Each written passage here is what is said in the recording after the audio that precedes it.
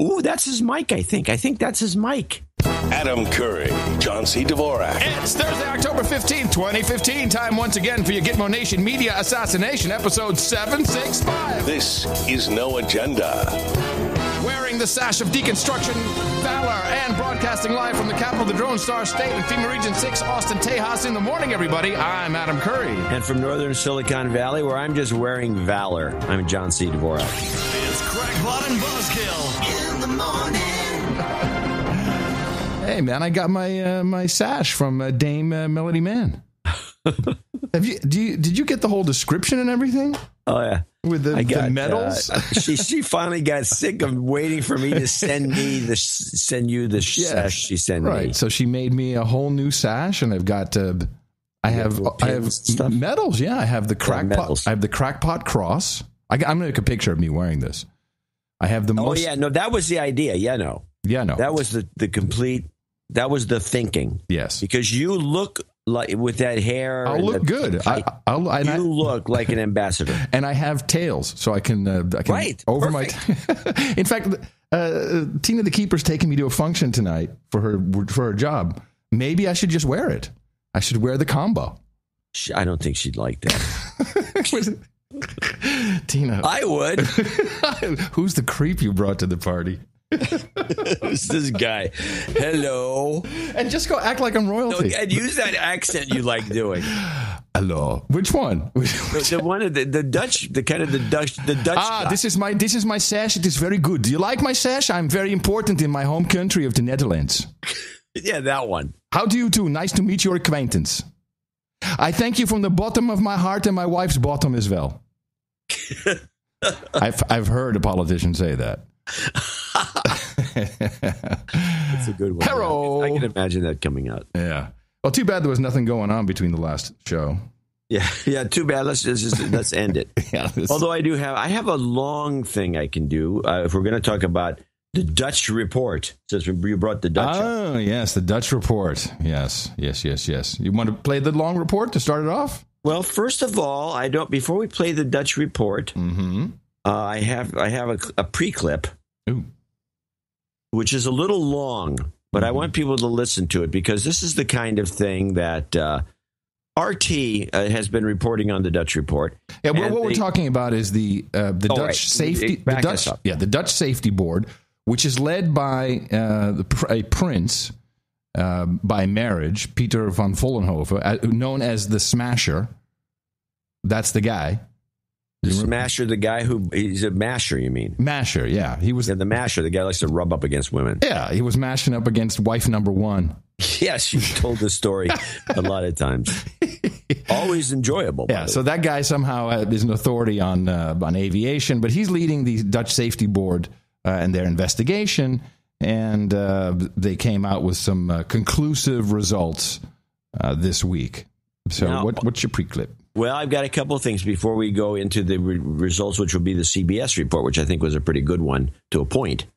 And RT is pounding the Russian drums because the head of Buk, the missile company that made the missiles, said these were out-of-date missiles. We've taken these out of service. Well, do you want me to explain that? Because that's the crux of it as far as I'm concerned. Okay, you might as well explain it before I get into this one little bit, which is a little lengthy. Okay, so there's two things of note. One, the Dutch Safety Board came out. The reason we waited so long is they had to come up with this animation, which is... before we continue, how long have we waited? It's over a year now. It's well over a year. And have they released, since they brought this report out, I'll ask you a couple of questions. Okay. Have they released the unedited version of the black box? That would be a no. Oh, okay. Yeah. Well, now you may continue. There's a lot of abnormalities, but the Safety Board, I guess they spent all this time making this beautiful video which shows the Buk missile coming up, exploding in front of the cockpit. I mean, once this is out, people have seen this. It's been all over the news. Then people believe they've seen it. So forget about it. That's the story from now on. And no one will believe otherwise. It's just how how mass mind programming works. The Russian manufacturer started weeks ago, I guess they were tipped off and knew that this was coming, to prove two things. One, that it could not come from the eastern region, as claimed by the final report of the past 2 days, but from a different region closer to Kiev. And they did real world testing, and there's videos in the show notes. You can take a look at all of how they actually built. They built a plane and then and exploded up. Now, what's interesting about the report is it pretty much excludes the Russians from being culpable in this, because they claim it is an older type Buk missile, and the only military that uses that missile today, which it has an expiration date of 2011, would be the Ukrainian forces and not the rebels. So it kind of proves it. Just not the implication you get when you watch the mainstream media. Well, no, because we have an animation, obviously. Now I want to start with this report. You know that pretty. And I still maintain that there was radar. Someone wrote up our analysis, and I put that in the show notes as well. I maintain that I think that this was a air-to-air kill. We have eyewitness reports of a fighter jet coming down, of parachutes, all kinds of. We have radar data, but okay, yeah, it will make no difference. I think we did a great job of deconstructing this when it happened, pretty much in real time. Mm-hmm. Well, that pretty Washington correspondent, White House correspondent from RT, she does regular. I can't remember. You can't pronounce her name. No, it's some crazy name with the dark long hair. That one. Yeah, that one. Curly hair. Mm-hmm. It's not curly. Oh, but sometimes it is. But she works with her. Depends on which hair you're looking at. So she got this assignment to debunk this character, because apparently this guy's been showing up everywhere, and she spots him on Sky News simultaneously on CNN. Now, which guy are we talking about? This is Higgins. Oh, Higgins. Who is Higgins? Well, you're going to find out by playing RT Girl on the blogger Higgins. It's not often on television that you see one person interviewed on two channels at the same time, if the person is not a politician or a direct participant in the event of the day. Doing media deconstruction, our dark-haired friend is. Yes. Blogger Elliot Higgins is neither. But after the release of the Dutch investigation report on MH17, he was the go-to person for CNN and Sky News, which aired their interviews with Mr. Higgins at the same time. So why is he in demand? Unlike the Dutch investigators, he can say for certain who is to blame for the downing of the MH17. He says it's the rebels. Mr. Higgins showed where he thinks the missile that hit MH17 came from. Even though he's titled as a blogger and a citizen journalist, on these channels, Mr. Higgins speaks as an expert. But how did he become such an expert? Chat rooms and comment threads on Arab Spring is where, upon his own admission, it all began. He was an unemployed finance and admin worker who searched for online videos from the Syrian conflict and focused his attention on the weapons used in the conflict. Mr. Higgins admittedly has no background or training in weapons and is entirely self-taught, saying that, quote, "Before the Arab Spring, I knew no more about weapons than..." Is this the Bellycat guy? Is that who this is? I don't know who Bellycat is. Yeah, I think it's... I'll continue. I think it's the Bellycat guy. The average Xbox owner. I had no knowledge beyond what I'd learned from Arnold Schwarzenegger and Rambo. End of quote. Yeah, this is Bellingcat. That's the website he started for citizen journalists. Oh, okay. Which was funded by a Kickstarter, which is great. It's a great way to get funding from intelligence sources. Yeah, just do a Kickstarter. Oh, I don't know where the money came from. Came from, whatever. Well, we should do that. Yeah, this guy is, I've had questions about him. It's the same guy. It's the same guy. Higgins lives in the UK and has never been near a conflict zone. Last year, he started a website which claims to investigate current events using open source information such as online videos, maps, and pictures. So he took up the quote-unquote investigation of the downing of the MH17. This Tuesday, the Russian producer of the Buk missile that was likely used to shoot down the plane held a news news conference answering journalists' questions. Mr. Higgins took to social media to discredit the manufacturer's findings. But he invited the question, who are you to offer expertise on the issue? Yeah. German image forensics expert Jens Kriese compared the blogger's analysis to reading tea leaves. Mr. Kriese said error-level analysis is a method used by hobbyists. Mr. Higgins may be a great blogger and distributor of online videos, but since when did he become an expert? In Washington, I'm Ganesh Chakhan. Ganesh Chakhan. Oh, there's it. Ganesh Chakhan. We'll remember it. Ganesh Chakhan. Ganesh Chicken. You got like 2.5 more minutes of this. Want to play it? Of that? Yeah. There shouldn't be any more on. Oh yeah, there's another 2.5 minutes. Okay, good. We won't play it. But now let's get to the meat of the thing by playing the CBS. This is, and by the way, I've continually determined that CBS does the absolute best job of giving a good overview of the news and well presented. Now, this is part of your 3x3, John? Yeah, the 3x3. John C. Dvorak's 3x3. Week 18. It's week 3. And this is CBS giving the rundown of the whole thing. And, well, you can play it and you'll hear what I'm talking about. The charred wreckage of MH17 scattered across 20 square miles of eastern Ukraine turned the whole area into a vast crime scene.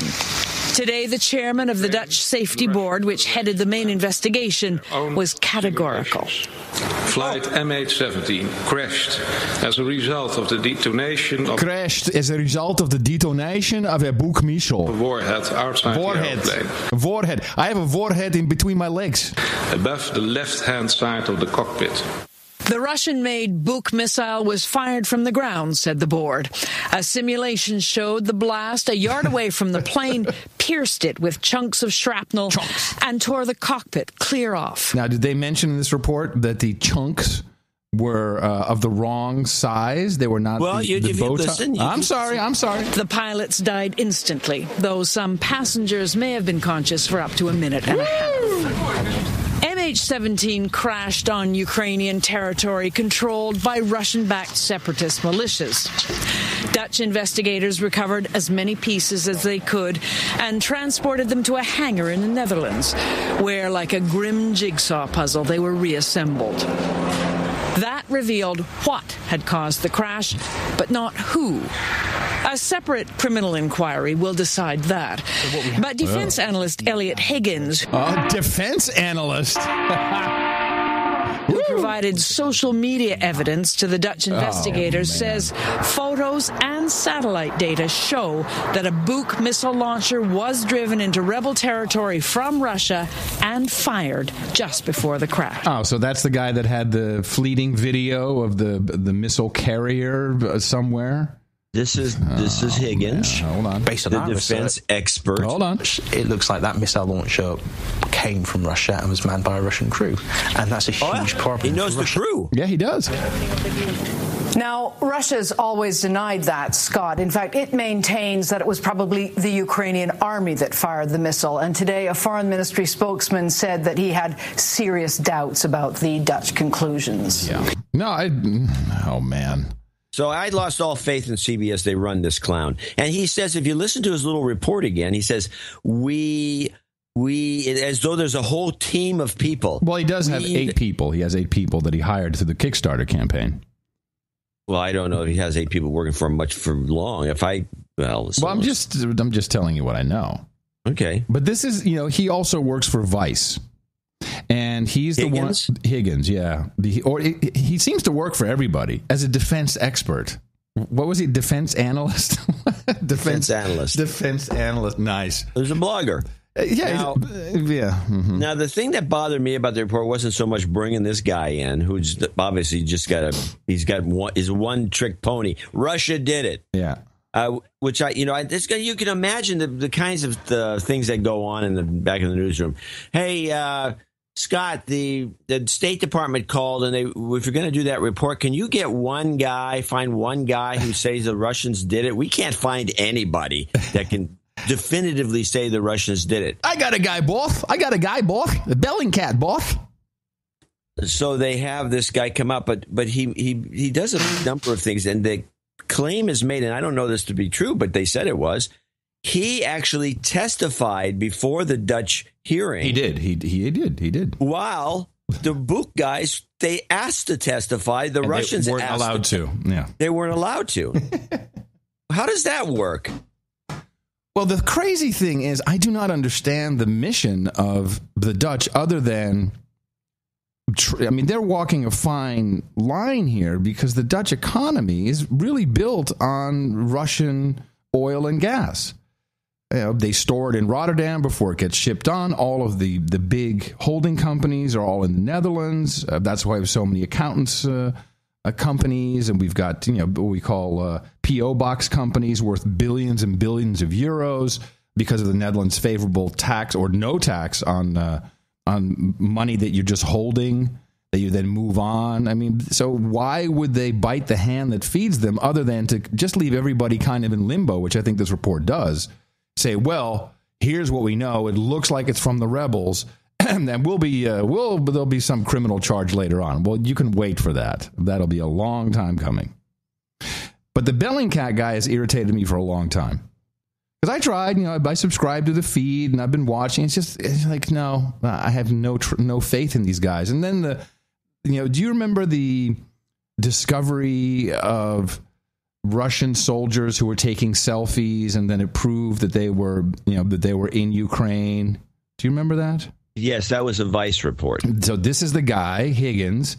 He gave the information and the selfie sleuthing to Vice. And Vice is bullcrap. Shane Smith. Shane Smith was on Colbert on the Late Show. And I wouldn't mind playing just a little bit of this ass munch. As I was saying, you're the co-founder and CEO of Vice Media, started in 1994 as a punk magazine, now reaches over 200 million people a month. Why do you think that young people watch your stuff? Well, I think every generation there's a changing of the guard in media. I don't think so. Every generation, every 10 years, the changing of the guard in media? Yeah, no. Mm-hmm. And I think, in news especially, when we started news, everyone said young people don't care about news. They don't care about international news. Well, you're not delivering news. Mm-hmm. And in fact, they do. And so we're the largest and fastest growing news platform on the web. And so, we just said, let's go out there and let's talk to the president and let's talk to... This guy is so arrogant. People about what's really going on. Did the old media companies ever come to you and say, how do you do this? How do you get people to care? Yeah, well, all the old media companies want to buy. I'm not a sellout yet. So he's like, they want to buy us, but I'm not a sellout yet. Woo! Not a sellout. No sellout. Malcolm X. But you're in the market. Yeah, hell, he's in the market. He does not own this company anymore. This is owned by Viacom. This was the whole operation was picked up by Tom Freston, formerly of MTV Networks and Viacom. He turned it into $1 billion valuation by taking all kinds of investment from mainstream media. This is a mainstream media company already. This guy is full of crap. I still own the company. Look, I still own the company. No, you don't. The thing is everybody's looking at us because we're hot and we're new media. We're new media, not old media. Oh, God. Mm-hmm. And we have the demo that everybody wants, which is millennials. And yeah, for advertising, for fakery. We're just trying to do what we're trying to do. You've done reports from North Korea, Iraq, Sudan, Libya, Afghanistan. When you see some part of the world just dissolving into chaos, how long before you start booking plane tickets? No, we just go to the green screen. To go there. I mean, do you say, like, look, there's going to be a story here. Let's be on the ground so we can meet the people so we're ready when the story happens? Yeah. Well, generally, we're there already. Yeah. I mean, if you look at Syria didn't just happen. I mean, Syria's been happening for the last 3-4 years. And so we have before, we have during, we have after. We try to not follow a news cycle. Yeah. The story continues. Just follow your masters. Obviously, we embedded with ISIS. How do you do that? I mean, how do you get off a plane and say, we're looking for ISIS, please?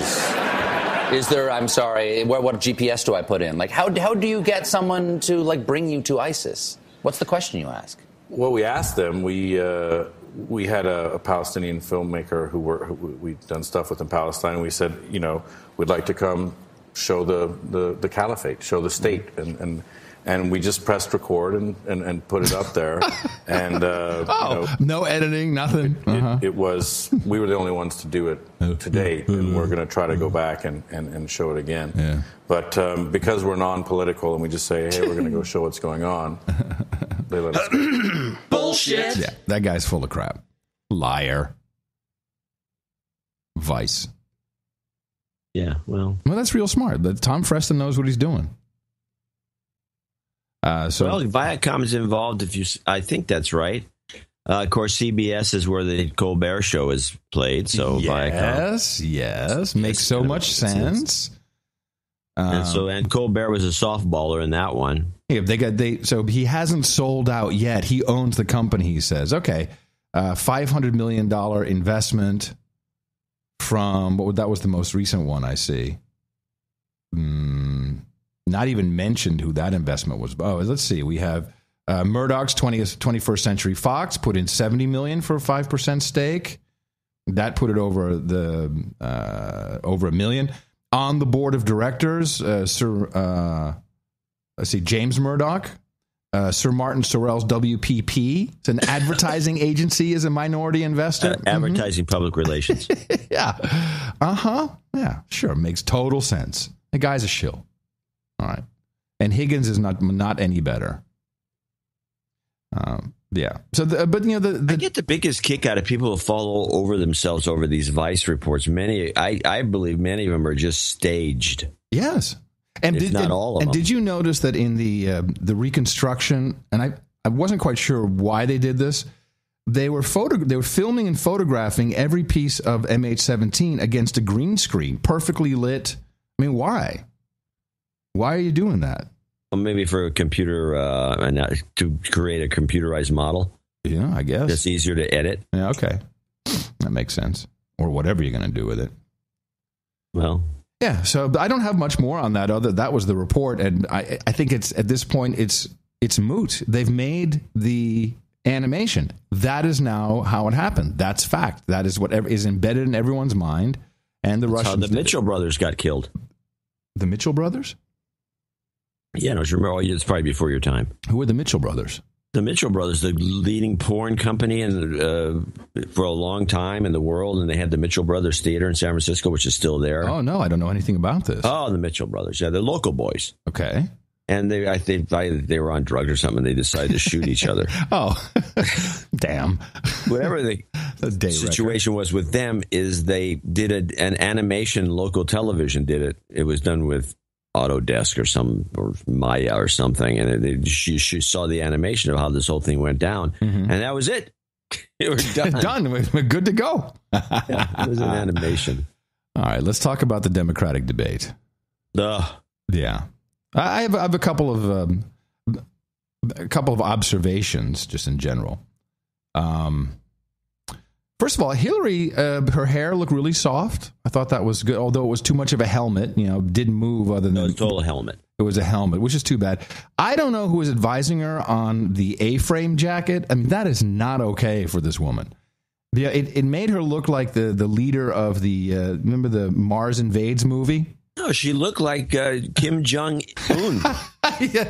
Oh, hell yeah. Even better. That's the first thing I thought. It made her legs look short. It didn't give her power. She does not, And how come they didn't give her an apple box, at least a half a box or something, when she was on the stage? They brought him out, and it's obvious that everyone's really tall and she's short. But before you go to that, I think this is a gaffe. But of course, her aide, her body man, Huma Abedin, wife of disgraced Anthony Weiner, and CNN was just... I watched a lot of the pre-show, which I liked the most, really. And it was Uma who... Everyone went out, checked their podium, but Uma went out and she did all the checking for Hillary. One of her top and longest-serving aides, Huma Abedin, is waiting in the wings just behind me here. She's taking a couple of photographs of the stage, probably going to show her boss what this stage actually looks like. She's getting a sense of what this evening is going to be. You can see behind me right now, Huma Abedin is going on stage. Yeah, she's taking pictures. Taking a look at all of the podium. Of course, why Huma can't Abedin Hillary do this? No, well, they're going to explain, I think. Really with Hillary Clinton for ever since she was the first lady in the White House. Mm-hmm. She has been her longest serving aide. She is looking at that podium right now, right in the middle of this stage, checking it out, looking to the left and right. And these podiums, Wolf, really are so close together, some 20 inches apart only. So you can see her there sort of checking out this scene. Interesting, of course, that she came out, that Hillary Clinton herself did not come out. She's preparing for this debate. She's with her advisors. But I can tell you, Wolf, Huma will be giving her a full report. This will be giving her at least a full report, maybe a massage. It's Uma's mistake. She should have said, "Hey, Hill, you need a box." Yeah, it's not unusual to have a box. I agree. I think aesthetically, I think it was a mistake from a television standpoint, even. Yeah, it's not unusual to do that. It's not cheating. Now, did you notice the one time the guy that was next to Hillary on the left? I can't remember his name. That was O'Malley. O'Malley was on her left, who would turn completely.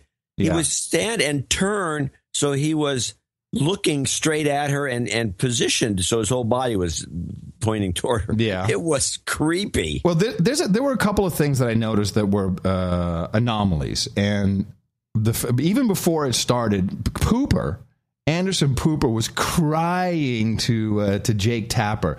Let me find the clip here. Hey, what happened to it? No, I don't know what happened to it now. Damn it.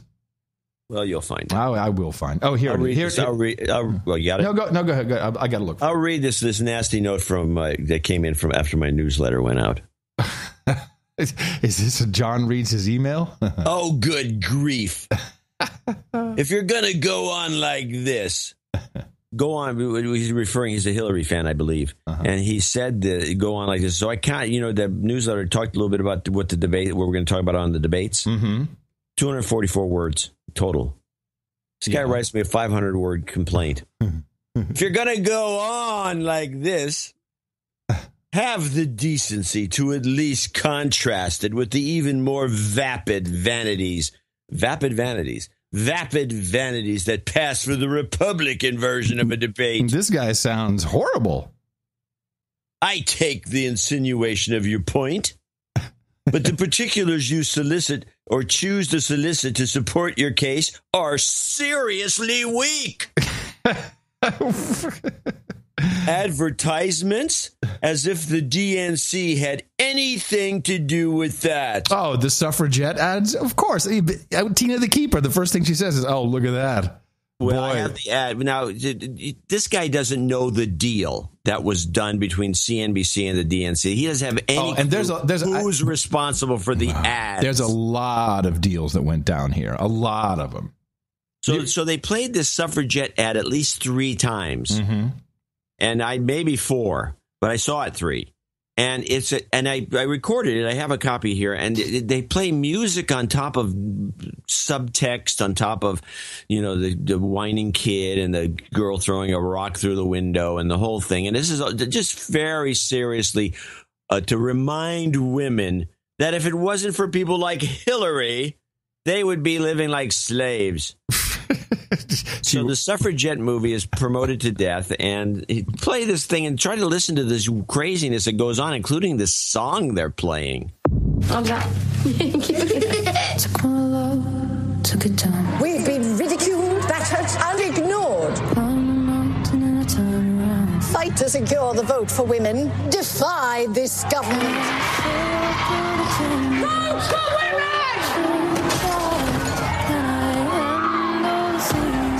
Punish those responsible. Mama. If it's right for men to fight for their freedom, then it's right for women to fight for theirs. You sacrificed life for a battle none of you can win. We break windows. We burn things. Because war's the only language men listen to. You might lose your life before this is over. We're half the human race. You can't stop us all. We will win. I take my love, take it down. Never surrender. Never give up the fight. Rated PG-13. It's interesting that this movie premiered last week in the UK, and they staged the biggest bullcrap PR event. I had the clip. We didn't get to it. Which everybody was in on. Apparently, a bunch of women came in. They weren't protesting the movie, which is what it kind of looked like. They were all lying down on the red carpet. Like, yeah, that happens. Sure, you get through the red carpet. Sure, you could just get in there and lie down without people stomping on your head and ripping you out. And all the actresses were in on it. This is exactly what the film is promoting. It's like, if you have a voice, if you want something to happen, you have the courage to lie down as they are doing and stand up or lie down for what you believe in. This is great.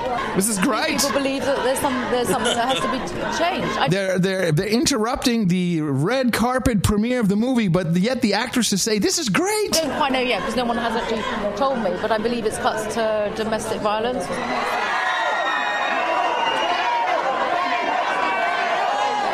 Why you make films like this is for people to feel amped up and empowered to do something, and if the idea of the film or the film itself makes people feel that psyched up to get out and do something to change things, I think that's brilliant. They lay down on a red carpet where they had a huge platform and they shouted very loudly about something they believe in, and something that this film addresses. Oh yeah. So why not? I think more power to them. More power to them. Yes. They shouted very loudly about something they believe in. Now, if they had gotten Femin to lay down naked, now you're talking, right? I found the Pooper whining clip. This is before, and Anderson Vanderbilt Pooper was the moderator for the event.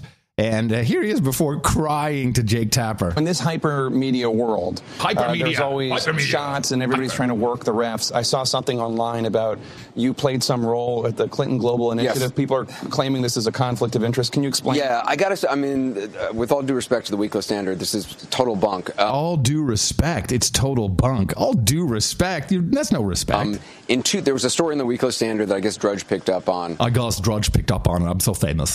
And which says that I'm basically in the tank for Hillary Clinton because nearly 10 years ago in 2007, I was asked to moderate a panel discussion at the Clinton Global Initiative.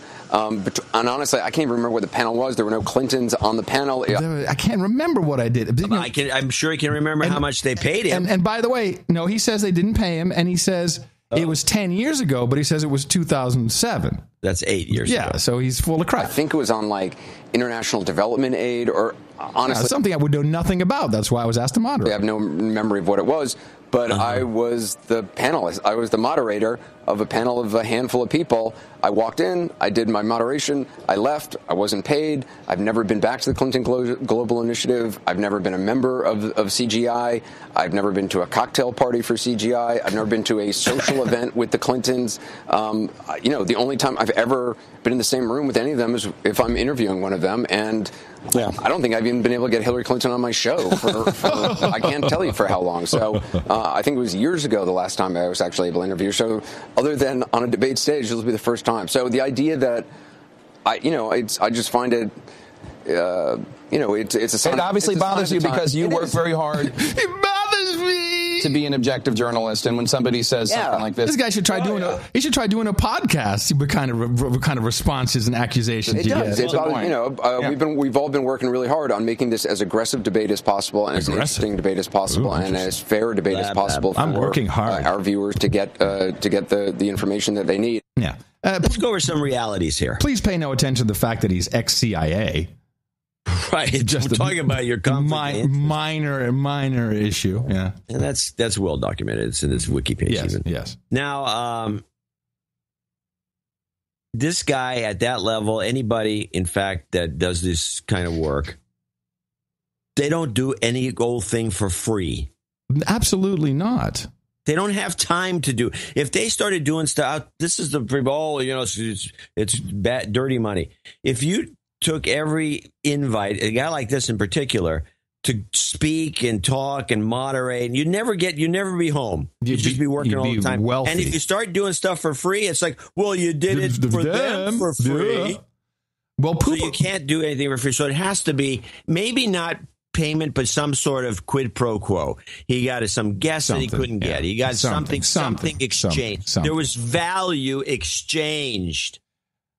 So this is bull crap. So Pooper did something during this debate. I was only looking for small anomalies, and I can tell you what I thought of the candidates. But he did something. He asked a question, and O'Malley answered the question, and then, as if by magic, Anderson Cooper had a card to reference something that he didn't bring up, but that Martin O'Malley, definitely an insider with the DNC, brought up and made into a point, which was later turned around to slam the Chafee guy. We need to separate the casino, speculative, mega bank gambling that we have to ensure with our money from the commercial banking, namely reinstating Glass-Steagall. Secretary Clinton mentioned my support 8 years ago, and Secretary, I was proud to support you 8 years ago, but something happened in between, and that is, Anderson, a Wall Street crash that wiped out millions of jobs and millions of savings for families,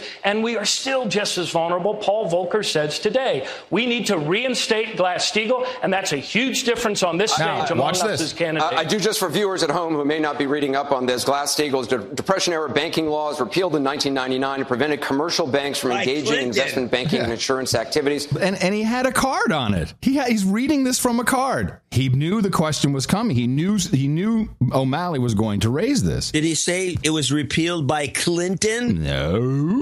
No, then he went straight to Chafee, and Chafee went, yeah, but my dad died, and I didn't know what I was doing. That was like, get that guy out of the way. Whoops, goodbye, sayonara, you're out. Everyone laughing at him. Yeah. No, so that was a set-up question. Pooper had the information. Come on, he's reading it from a card. Yeah, I wouldn't, if it was me and I was doing that, it seems unlikely that I'd have a cheat card on Glass-Steagall. And by the way, if he needs a card for that, come on. You and I could have done that off the top of our heads. Yeah, what does he need a card for that for? Yeah, because it was a set-up question. He knew that O'Malley was going to... O'Malley, by the way, the guy could have been selling mattresses. Just replace every other word with great mattress.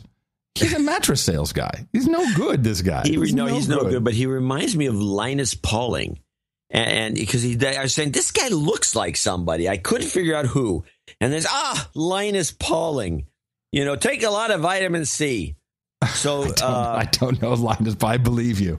Linus Pauling is one of the few people that have ever won 2 Nobel Prizes. Oh. And he was on his way to a third when they were trying to crack the structure of DNA. He had it as a triple helix instead of a double. He was just an inch away. The other guys just beat him to it just barely. He's a genius. And he had a little operation over here in Menlo Park. But he's the one who stumbled onto the idea that if you take mega doses of vitamin C, you'll never get sick. Right. And so he's the big vitamin C guy. And then he died. Vitamin C poisoning. It's good, so you never know. So he looks a lot like him, and he reminds me. So I looked him up because at the beginning of this question, I said, "Wait a minute, why are you emphasizing the word Republican?" And this is Hillary with Libby. Hillary retort. Try Hillary slammed by Chafee. Okay. Governor Chafee, you were the only Republican in the Senate to vote against the Iraq War. You say Secretary Clinton should be disqualified from the presidency because she voted in favor of using force in Iraq. She has since said that her vote was a mistake. Why isn't that good enough?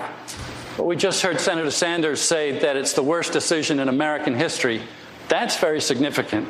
The worst decision in American history. I just heard from Senator Sanders. So as we look ahead, if you're going to make those poor judgment calls at a critical time in our history, we just finished with the Vietnam era, getting back into another quagmire. If you're looking ahead and you're looking at someone that made that poor decision in 2002 to go into Iraq when there was no real evidence of weapons of mass destruction in Iraq. I know because I did my homework. And so that's an indication of how someone will perform in the future, and that's what's important. Is this the guy that said, "I'm a block of granite"? I don't remember. That was hilarious. Now, I'm a block of granite. This Republican thing. Why is they pointing out? He was a Republican. Yeah, then he went independent, I think. And then he went independent. Then he went Democrat again. And it's just, he's all over and his dad is very famous, John Chafee, or whatever you pronounce it. And he's actually got if you read his bio, and there's a decent one in the Wikipedia, it's like, wow, this guy's got a lot of chops. Oh, I'm sure he does. He does. He has the personality of a dish rag, unfortunately. He reminds me of Rumpole. Rumpoy. Haiku Herman. Yeah. Haiku Herman. He does, except he's got the same goofy quality. Yeah. But Hillary was glaring at him. She was giving him the stink eye as he was going on and on about that. Did you see the CNN ran the commercial begging Joe Biden to run? Did you see that before? I have seen. I didn't see it running at. I have the audio. I have seen the commercial. I have the audio. And another thing I noticed, I kept seeing this bumper that would coming back from commercials, and it would say CNN presents a weekly series, Run for the White House. It was like they were turning it into House of Cards. Like it was. They completely turned it into a scripted drama with that. Yeah, and it kept popping up, like boom, boom, boom, boom. 2016, the race for the White House, CNN exclusive series. I'm like, okay. Well, there's a bunch of, they're trying to create drama because, yes, and we know the reason why, because the networks need the money. And here is I think this is Andrea Mitchell she's on NBC.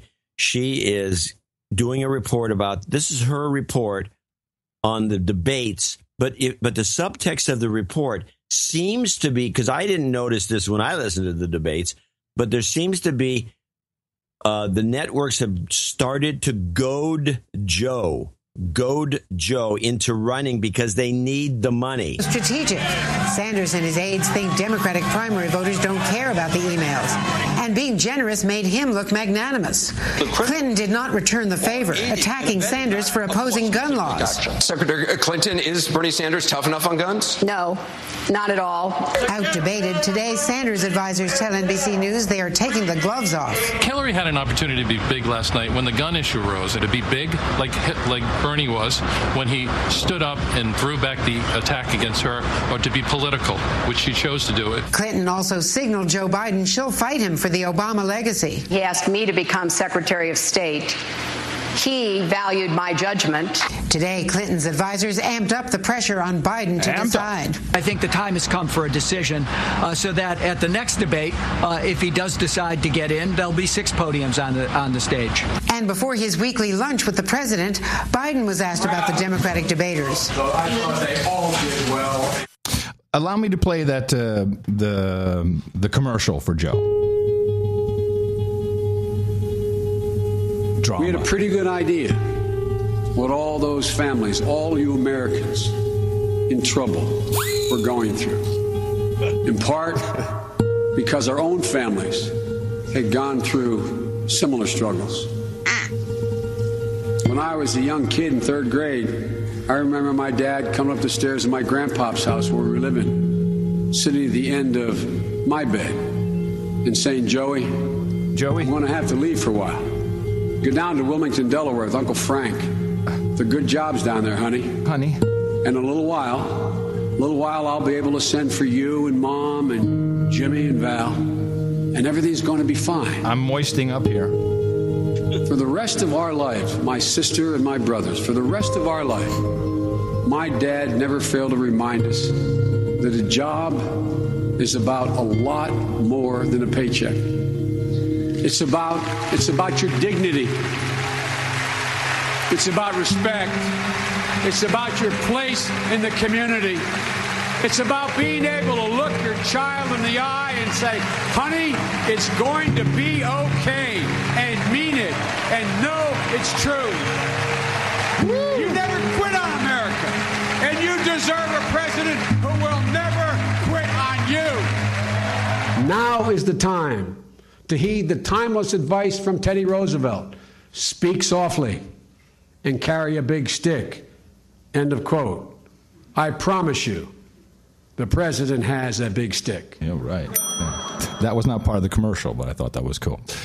Since you brought up the money, I need to take a slight detour because this has become an issue, not just that they want the money from Joe Biden, but they want the money from somebody else. Now, here is Morning Joe Scarborough, which I'm just using as a lead-in to something that Pooper did. I walked past the TV, I turned it on, it's CNN, swear to God, a 10-minute segment, I kid you not. Oh, tell me. Trump's exit strategy. Yeah. And they talk for 10 minutes. And I sit there going, what am I missing? The conversation continues. At what point does the media just admit we hate him so much that even when he is trouncing everybody, we loathe this vulgarian from Queens who we've never accepted into our club, and screw him, we're never going to give him any sort of respect. At what point are they just going to say, okay, this is about math? I called them Trump deniers last week. They're math deniers. Oh, total Trump deniers. All right, so Joe Scarborough is wrong. That is not the problem. The problem is, as witnessed by a conversation between Anderson Vanderbilt Pooper and the president of Donald Trump's campaign, I think that was his title, who's a real Goomba. and here is the real problem. He's done stuff from New York. He's had these huge events. I mean, he generates coverage no matter what he does. His tweets generate coverage, as you were pointing out just last night and every day. Is he going to start making a lot of ad buys and actually putting a lot of money into this race? I think it's really gross, in all honesty, that Hillary's talking about raising $2 billion to win the presidency. Others with $100 million super PACs. Super PACs. They got super PACs. Donald Trump won't take any money from anybody. I know that. Is he going to spend any money? Why should he? He commands the media. And not because Donald Trump commands the media, because the media wants Donald Trump. One more time, Pooper. He brings ratings. He brings. It's a symbiotic relationship. Does he bring ratings? Absolutely. And does it bring him, to be in the headlines and make him, higher profile, and that we're talking about him all the time? Absolutely. And I think to his point, I think he's got a point. Why should he, when he's getting more in earned media than anybody's able to buy in paid media with the money they have? That's right. And they're pissed off about it. Yeah. It's like, when is he going to spend some money? You're an executive at CBS. Yeah. Would you be pissed off about it? Hell yeah. Well, it's a double-edged sword because he brings in big ratings. I know, it's got to be driving him crazy. It's driving. That drives you crazy. Why are we running so much stuff on Trump? Is going to make him more popular. He's not giving us any money. But I will say Trump he needs to be careful. He needs to spend some money. He needs to spend it. This is a mistake if he doesn't. I don't think he himself. I don't know how many people realize this dynamic. I know we not only realize. Well, you just heard Poopers like he's getting a cut of the media buy. Hey, when is he going to spend some real money on ad buys? Huh? Like that is the only way you win, which of course is probably true, but it is true. It's sadly true. Sadly true. Well, of course, there's also a myth because the media itself has to promote that myth. Yes. Of course, it's like a catch-22. It's beautiful. It's dynamite. I mean, and there'll be you can see it in the quarterly reports. They talk about it. I think you even brought one into the show. It's advertising week. Second quarter results for the election. Advertising week. And the ratings came out. The overnights came out. And for the longest time, they didn't have the actual number. That's how the overnights work. They had a share, a little over 11 share. And like a record beating of all Democratic debates, which, a way to say not as big as the Republican debate. But, if you look at TV by the numbers and everyone, they love this. And I think CNN probably sold the ads at exactly the right level. I'm pretty sure they thought it would be around this number. They're pretty good at this. Yeah. And the ads, first they talk, and you watched all that. And then they said, we're going to start the debates now. They run ads, ads, a whole bunch of ads, including one of the suffragettes. 7 minutes. So they didn't start until here 7:37 because of all the ads. That's after the first round of ads. And then they introduced the candidates and said right back and went to another bunch of ads. The debate itself began at 10 minutes. It was 20 minutes in. And it was pretty boring. It was pretty bad. Pretty boring. I did catch a couple of things. I got a couple of things too, but you play yours. All right. Just some things I thought were noteworthy from Hillary. We had a murderous dictator, Gaddafi. Yeah. Everybody was in his tent. Everybody was hanging out. Everybody's laughing it up with him. Who had American blood on his hands, as I'm sure you remember. Wow. That's a stretch. Okay. What? Well, she's talking to the Libyan, the downing of Was it Pan Am 103? Is that what they blamed that on? By the way, just this morning they found 2 more Libyans that were somehow responsible. Oh, yeah, of course. Now, this was, of course, investigated. We've talked about it on our show, and it was investigated to death. And there was a Scottish newspaper that really got into detail. Yeah, but this was a CIA bomb that blew everything to smithereens. This is pretty well documented. Yeah. But, okay, what she said was what I thought was interesting here. Threatening to massacre large numbers of the Libyan people. I don't remember that. I don't remember that either, but now I was thinking about it. It was after we had attacked. Right. There was a bunch of turncoats, and he was going after him, and one of his sons was trying to kill him because they were revolutionaries, rebels, or I don't know how you define it. We all know what happened. Is he started this talk, which is back now with ISIS, about the gold dinar, the African gold dinar. He's like, we're going to make our own money. It'll be the gold dinar. All of Africa is going to use it, and then, that's how you get killed. Yeah, and he did. But here is wait for her term. I like the term. We had our closest allies in Europe burning up the phone lines, begging us to help them try to prevent what they saw as a mass genocide, in their words. And so that was the French and the Brits who had Total and BP on deck. And that's why they were screaming, get us out. Had the Arabs standing by our side. So you got to be careful with this Arabs. She keeps saying just Arabs. Like, what does that mean? These it's Arabs. Kind of a general, it's like Asians. Yeah, it's like, or Jews or blacks or whatever. It's not smart of her to do that. And we had the Arabs standing by our side saying, we want you to help us deal with Gaddafi. Our response, which I think was smart power at its best. Woohoo! Smart power at its best. Yeah, I actually liked when she said that. That's a dynamite. Smart power at its best. The other thing she said, which by the way, what you're playing is I have the beginning of that, and I want you just to play the beginning. Okay. This is the Hillary on Libya. Hillary on Syria, or on Libya, right? Secretary Clinton, on the campaign trail, Governor Webb has said that he would never have used military force in Libya and that the attack on the U.S. consulate in Benghazi was inevitable. Should you have seen that attack coming? Well, let's remember what was... What? That you stop right there. She never answers that question. Of course not. Ever. No, she says, well, first of all, and then she just avoids the question and she goes on to that rant. Most of the clips you played there were part of it. Yeah, and Pooper did not, of course, say, hey, you didn't answer the question. No. But this was this one about Snowden was what really got me. I'm sure you have this too. Edward Snowden, is he a traitor or a hero? He broke the laws of the United States. He could have been a whistleblower. He could have gotten all of the protections of being a whistleblower. He could have raised all the issues that he has raised. And I think there would have been a positive response. Now, that, of course, is not true because all the new whistleblower protections did not go into effect until almost a year later. They don't work. We have numerous whistleblowers who've gone through the process and they say don't do it. In addition, he stole very important information that has unfortunately fallen into a lot of the wrong hands. What?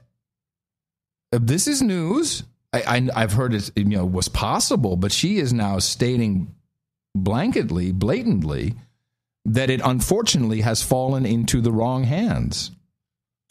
That's news to me. It's news to me. Nobody else has said it. And I'd love to know what she knows. It seems like really missing something there. Really missing something. So I thought that Bernie Sanders, although I don't think he has anything to back it up, I think he was the only one who spoke to people, in a language that they are interested in, about topics they're interested in. It's kind of the same thing over and over again. Of course, I loved how he did the enough about your damn emails. Although that's quite a travesty if the potential president of the United States is not going to stop criminal behavior. She broke the laws of the United States, just like Snowden. Just like Snowden. She broke actual laws, but okay. I like Jim Webb, I have to say. I like him. Jim Webb is like, I kind of like Jim Webb. He's a Marine. And he's obviously takes it very seriously that he was a Marine. Well, he's just up there. He's just stunning at attention. And he's got the white sidewall haircut. Yeah. I liked all that. I liked that he said we need to bring nuclear power into the mix. Thank you. First time I've heard that in decades, it seems. He was like, yeah, we really need to get on nuclear power. And I did clip his answer about gun control, which there seemed to be a little smattering of applause for his answer. But for a Democrat, I thought this was actually quite progressive. Would encouraging more people to be armed be part of your response to a mass shooting? Look, there are two fundamental issues that are involved in this discussion, and we need to pay respect to both of them.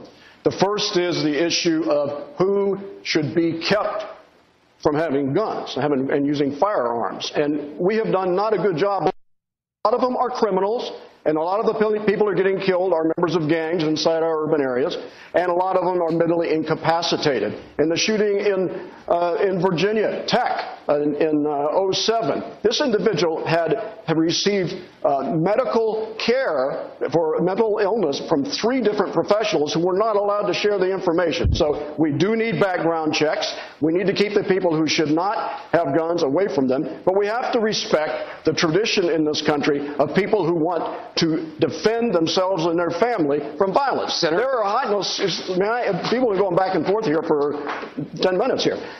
There are people at high levels in this government who have bodyguards 24 hours a day, 7 days a week. The average American does not have that and deserves the right to be able to protect their family.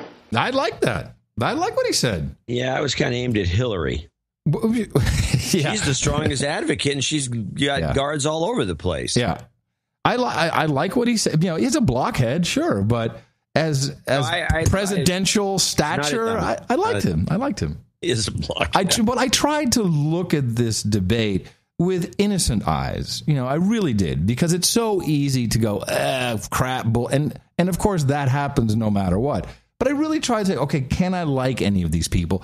And the answer is no. And I'll tell you that I will. I put it down right now. I will vote for the first presidential candidate of any party, independent or otherwise, who says our country instead of this country. Fuck all of you. Say our country. Every single one of them is this country. Conversation in this country. This country. This country needs what this country. What I will do for this country. If one guy or gal says our country, I can find that. I don't think you can. Oh, I can. I don't think you can have to vote for her. You're telling me Fiorina said it? I don't know who said it. I just threw that in. I will vote for any candidate that says our country. You'll be inundated with people that have said that. I want to. There's something that got me when one of these things is like listening to the clip from the suffragettes. If you just listen instead of watch, it's like it's a form of hypnotism or something with a song and all the rest of it. You don't notice this when you're watching. Yeah. And we've talked about this is one of our theses on the show, which is what they say. Audio is really it's different. It's the big dog underneath everything. So this is Hillary on Libya, and this was this is what you took a lot of little clips from. Well, actually, let's try. I hate to start playing those clips over again, because the thing that got me was when you start listening to her drone on about Libya. I don't mind listening again. But just listen. Just don't pay attention to anything she's saying. Just listen to the weird cadence she has been given, because she's always talked one word at a time. And which I've had people say to me, "Oh, she's such a wonderful public speaker." I say, yeah, if you're a 3-year-old. Secretary Clinton, on the campaign trail, Governor Webb has said that he would never have used military force in Libya, and that the attack on the U.S. consulate in Benghazi was inevitable. Should you have seen that attack coming? Well, let's remember what was going on. We had a murderous dictator, Gaddafi, who had American blood on his hands, as I'm sure you remember, threatening to massacre large numbers of the Libyan people. We had our closest allies in Europe burning up the phone lines, begging us to help them try to prevent what they saw as a mass genocide, in their words. And we had the Arabs standing by our side saying, we want you to help us deal with Gaddafi.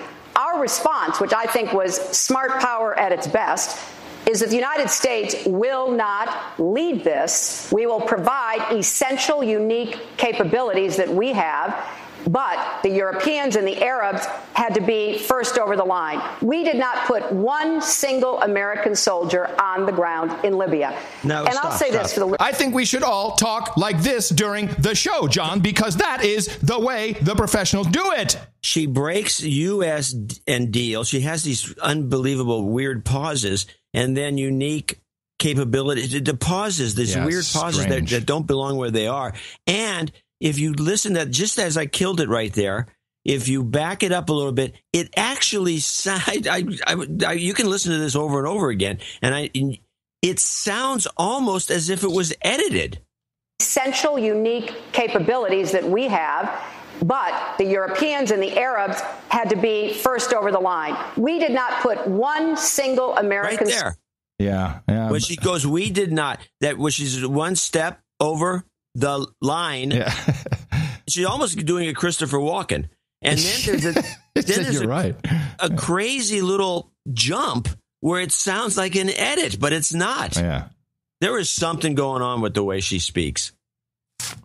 It's a learned behavior. There's something else going on with it, which, of course, we've known for several years. She does not sweat, which I think she doesn't sweat. It's an advantage. Now, this is a medical condition, which is known as hypohidrosis, which stands for absent sweating.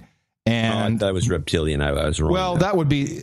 Well, it's neither, because she went on the BuzzFeed podcast with two goofy girls, and she explained exactly what's going on with her not sweating. What's the weirdest thing about you?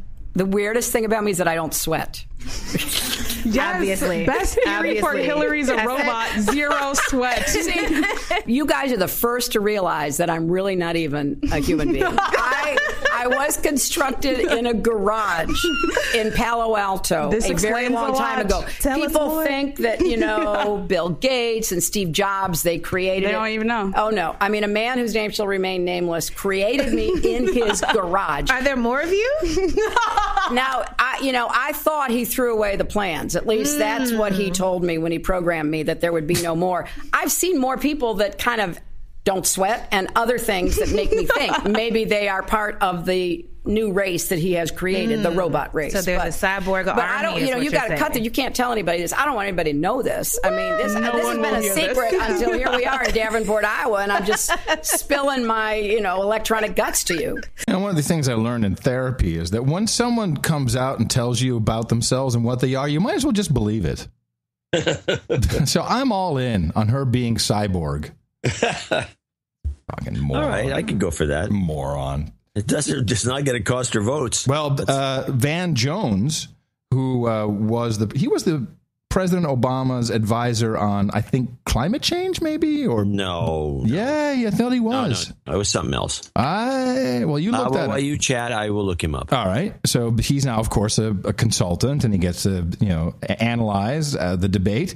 Then he didn't say that she's a reptile. He didn't say that she's a robot. No. Basically, tonight, Hillary Clinton was Beyonce. There you go. Beyonce, ladies and gentlemen. Beyonce. This guy has been Queen Bee, Queen Hill. Forever. Queen Hill. He was the green job czar, John. Okay. Well, that's different. Yeah, but I was close. Well, you weren't really. Yeah, it's one of those czars. These are those appointees that are put in for political reasons. For I don't know why the czars. Remember the czars? They were such a big deal. Oh, czar this, czar that, czar this, and the Republicans were all up in arms about it. Also, most of the journalists did not stand for the national anthem. What? Yeah. Well, why would they do? Let me just stop there. I'm getting, of course, this not a horrible pet peeve, but it is a pet peeve of mine that they're running the national anthem out. Do they do the national anthem before the beginning of Congress when it starts? John, whenever we have an advertiser event, we always salute the advertiser with our national anthem. The true owners of the country. I don't even like the national anthem at baseball games. Yeah. It's a baseball game. It's not a military event. And I think Sheryl Crow and a baseball game is not a nationalistic thing. It's a baseball game. Why are we playing the national anthem? And do they do it at all the minor league places? Do the little leaguers do it now? I think we should play the national anthem on our show before the show. We do. Ladies and gentlemen, please Please rise for your Gitmo Nation national anthem. And you may sing along. In the morning, Gitmo Nation, we are all charged up to be human resources and servants in all lands and all ships at sea. From the east to west, down under to the lowlands and beyond. We are happy and distracted slaves. Here are Gitmo Nation songs. Play ball! Now, there will be a few people that would complain about this attitude of mine, and many of them have, chicken hawks of the sort. I think to the military people that hear this rant, it's an insult when they do that. I think it is. I think it cheapens the national anthem. It marginalizes the national anthem. And it's an insult. It's an insult to just trivially. This is this is what happened with the flag. I've talked about this in the last show. It still bugs me. When I was a kid, the flag was revered, and burning the flag was not a good thing, even though it became a free speech issue. Okay, fine. Yeah. But it was always considered bad form to use the flag as adornment. You didn't wear a flag shirt. You didn't wear a flag suit. But now they got flag do-rags and flag socks and flag jock straps. It's a complete insult. Well, that's all part of the New World Order's plan to demoralize, destabilize, and denationalize us. It's a denationalization moment. Tactic, that's exactly what it is. Because you do not play the national anthem at a TV show. But if you do, why did the journalists not? There were 400 journalists in the press room. Well, they were in the press room. They weren't in the room that it was being played. 20 of them stood up. Well, 20 of them were. Those are the real idiots. Find out which ones they are. Because I don't stand up when they play the national anthem at the Super Bowl when I'm sitting at home with a few guys. Oh, I do. I do. Yeah, you do. I do. Yeah, I do. I'm standing up in my house. I do. Yes, I do. I also stand up when a woman leaves the table, arrives at the table. I do all these things. That's programming. I can't get rid of it. Yes, I do. You stand up at home. Yes. I do. Yeah. You may think I'm crazy, but no, I don't think you're crazy. I do. It's only once a year during the Super Bowl because that's the only time I watch football. But yes, I do. Because again, I'm saluting the advertisers, John, of the Super Bowl. That's not what you're thinking. No, it's not what I'm thinking. You see, there's cameras in the house. Do you have anything else on this shit show? Well, yeah, I do. I have the one because I just thought it was kind of funny. I got two actually. Okay. This is Hillary on Syria after this goes back and forth. Hillary, Putin, bitching about Putin, and she's going to do all these things that Putin's not going to deal with because the Russians got that upper hand at this point.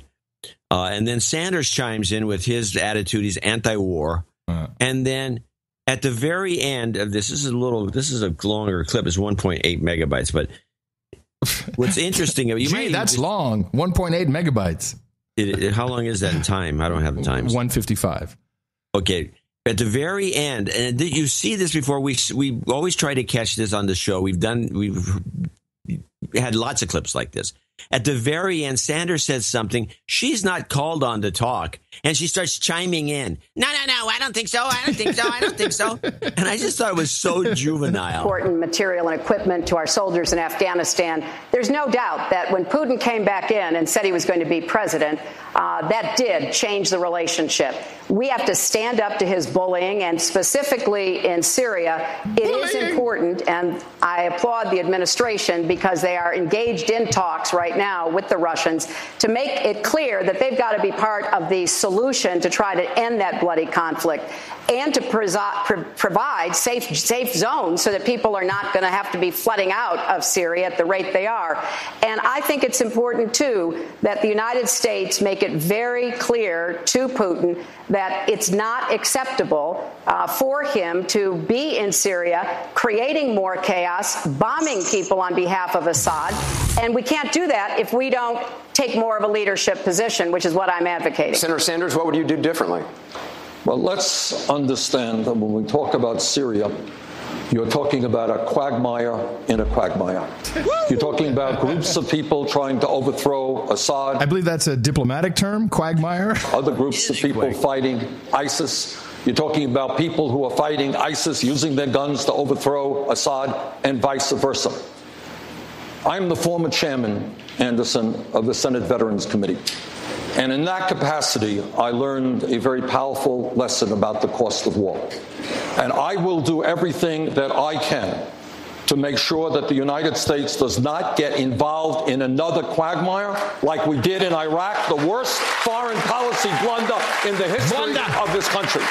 We should be putting together a coalition of Arab countries who should be leading the effort. We should be supportive. But I do not support American ground troops in Syria. On this issue of foreign policy, I want to go to Dana Bash. Nobody does, Senator Sanders. I want to go to Dana Bash. Dana. Who's the other woman that does that? Carly Fiorina. Oh, it's a girl thing now. Is that what you're saying? Yeah. They come in at the end. She could have just shut up. Yeah. All right, I have one last one. This is Hillary.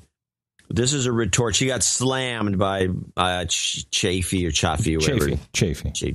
Or somebody. I'm feeling the chafe. And so she has a nice little retort here, which I thought was interesting. Secretary Clinton, he's questioning your judgment. Well, I recall very well being on a debate stage, I think about 25 times with then Senator Obama, debating this very... No, this was about decision to go into Iraq. Great issue. Yeah. After the election, he asked me to become Secretary of State. Ooh. He valued my judgment, and I spent a lot of time judgment value situation room going over some very difficult issues. You know, she forgets to point out she lost to him. She lost to Obama. I agree completely. We don't want American troops on the ground in Syria. I never said that. What I said was we had to put together a coalition, in fact, something that I worked on before I left the State Department to do. And yes, it should include Arabs, people in the region. Arabs? It's always Arabs. Because what I worry... Well, she said brown people. I think brown people should get involved. That's what she should say. It'd be much more encompassing, Hillary. ...about is what... She's racist. I'm sorry. Just saying Arabs. I mean, does that mean the Turks? That's good. That irks me. I heard that the whole time. And the Arabs. I don't know. I don't like it. Who specifically is she referring to? If it was the Saudis, you should say the Saudis. You should say the Saudis or the Turks. Because I think she's grouping the Turks under Arabs as well. I don't know who she's calling the Arabs. Well, but that's Lebanon. I mean, there's Arabs there. I feel, if you want to just call it culture, the Arab culture. Well, let's just look at Arabs in the Book of Knowledge. Let's just see what the Book of Knowledge says. Let's take a look. All right, Arabs.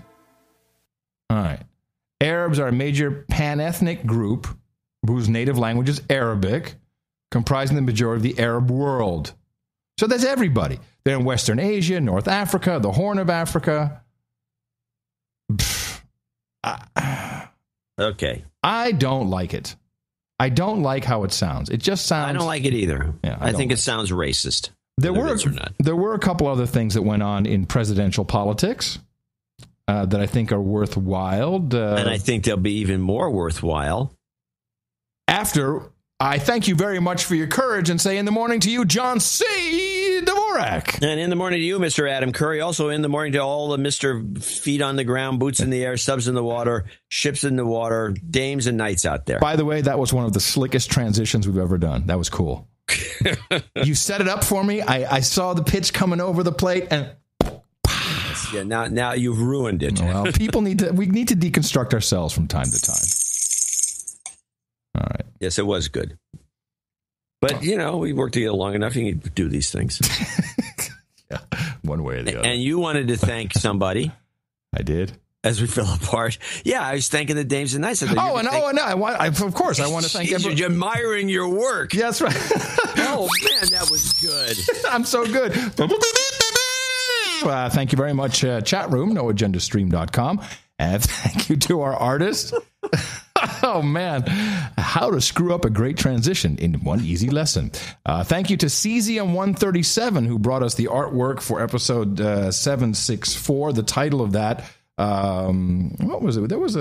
Now, this was an older piece of art, I believe. Yes, it was from some time back. It was Can You See That Juice, which, of course, is just a fantastic jingle. Oh, my gosh.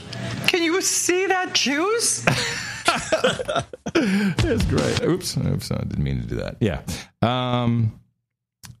So this was the Rubik's Cube piece of art. Nice piece of art with the mainstream media on one side. And as someone who uses Photoshop, it's a guy who's really using it all the time, like Cesium's obviously a pro, can pull this stuff off pretty quickly. Yeah. But that would, if it was any normal user of Photoshop, that would actually take a little while to get all those dimensions right and the thing, the perspective perfect. Yeah, it was well done. Nice piece of art for sure. Yeah. Unless he actually built that cube. Possibly. Double kudos. All right. So what is happening with Sir Trevor here? He's going Trevor has got a couple donations or something. And he sent in 2, so his total 620.52, and he will be a baronet and will be recognized as such. And maybe he wanted to be mentioned twice. I'm skeptical about combining these donations and then doing our own edition, because if he wanted to donate 620.52, he could explain it in his note. Well, I don't know. So I think that we have to have a meeting about I this. do not run the back office. We're giving him enough time right now that will make up for that. He wants some karma and a Hillary cackle afterwards. Okay, we can handle that for you. You've got karma. Nice. That works. I don't know. Thank you very much, Sir Trevor. Let us know. I don't know about that one. Anyway, it was he's in Aurora, Indiana, 620.52. Chris Dillon in Briarcliff Manor, New York, 310.26. And he says, these little things you have to open. I listened years ago when you were discussing the Haiti earthquake machines. Recently, my job allows me more time in the car, so I picked the show back up. You guys are great. Thank you. People should, unfortunately, they're not listening as I say this, but people should listen. Please play a Don't Eat Me Hillary Delicious, Head is Gone, and the Hillary Laugh. I had a contractor take off with a huge chunk of cash so I could also use some construction karma to get this job finished with a new contractor soon. Almost 5 months without a kitchen. Thanks. I hate it when that happens. Don't eat me, Hillary Clinton. It's almost too delicious to believe, my friend. And her head is gone. You've got karma. Right. Nice sequence. Excellent sequence. Nice sequence. Sir Dave Fugazzato in Parts Unknown, 210.26. Gentlemen, congratulations on the upcoming anniversary of the best podcast in the universe. Thanks, as always, for a great show. In case the clip list didn't make it above the arbitrary PayPal cut line, I'd love to hear a combo of the new Juice clip, Amazing. Oh, gee. And Hillary Delicious. And the isolated clam down. He says, calm down scream. So we got the Juice, Amazing, Delicious, Scream. Yeah, like that's really easy, all of it. It's not. No. But happened? We know you can do it. I'm just looking. Where is the Amazing? That's I think it's OMG Amazing. Yeah, I think so. No. Fuck. Let me see. There's a couple of A's. Amazing. There we go. Okay. I'll try to make something out of it. It's almost too delicious to believe, my friend. Oh my God, that is amazing! Can you see that juice? Get out of my vagina! Sorry. You've got karma. I don't know what happened there. Go down as much of the day. I don't know what happened there. Sir. Sorry, Sir Dave. I'm sorry. Whoopi, the words of wisdom from Whoopi just can't get her out of the show. Oops. Anyway, he's hitting people in the mouth here in Germany. I remain deconstructively yours. And you gave him the karma at the end. Sure did. Now, what is this? Why does this end? Oh, this is something else that's down further, I guess. This spreadsheet. I gotta get Microsoft. Sir Craig Jones. Is that where we're at now? No, I know. I was looking at something else. Hi, John and Adam. The show has never been better. Hail, Apple. Hail, Apple. This should bring me, and this is Sir Craig Jones in Danville, Pennsylvania, 21026. He'll be the associate executive producer for show 765. Happy 8th anniversary. May you have many more. Can I get some relationship karma? I just broke up with someone I've loved for a long time, and I can use any help I can get at the moment. Thanks, and keep kicking ass. Oh, well, maybe we should resurrect it just for him. If you guys are really us, what number are we thinking of? 69, dudes! You've got karma. There you go. And finally, Sir Festivus of Alva in Vallejo, California, 20821. He says, Sir Festivus of Alva greets you. ITM, also no. Can I get some anti-Hillary karma? What kind of no is he thinking of? I think probably the short no clip from Obama. Okay. Any no. I don't think. Any no. Okay, well. And then the cackle. We'll just have to do this. Sorry, I can't help it. Just can't help it. Can't help it. It always comes in, it goes, it blows. Come on now. No. Hey! No. Hey! No. Hey!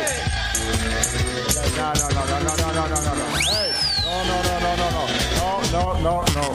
Hey, listen. Hey, you're in my house. Hey. Shame on you. You shouldn't be doing this. You've got karma. Yeah, yo. That concludes our listing of associate executive producers and executive producers for show 765. I want to remind people, do have a short few days before 766, which will be on Sunday. And I will put the picture of the mud flats on the Saturday newsletter. I failed to do that. All right. Good. That will be in there. It'll be a picture. I've got a nice HDR shot. Looking forward to it. And remind people, Dvorak.org/NA to continue your support of the best podcast in the universe. And reminder, these are official credits. They're just like Hollywood. Of course, you don't get much more than the pride of supporting our program and not being just some schlub who's being marketed to. We really appreciate it. You can use these credits wherever that's missing is the actresses. That's right. Dvorak.org/NA. And we continue to see people doing the very good work out there of propagating the formula. Our formula is this. We go out, we hit people in the mouth.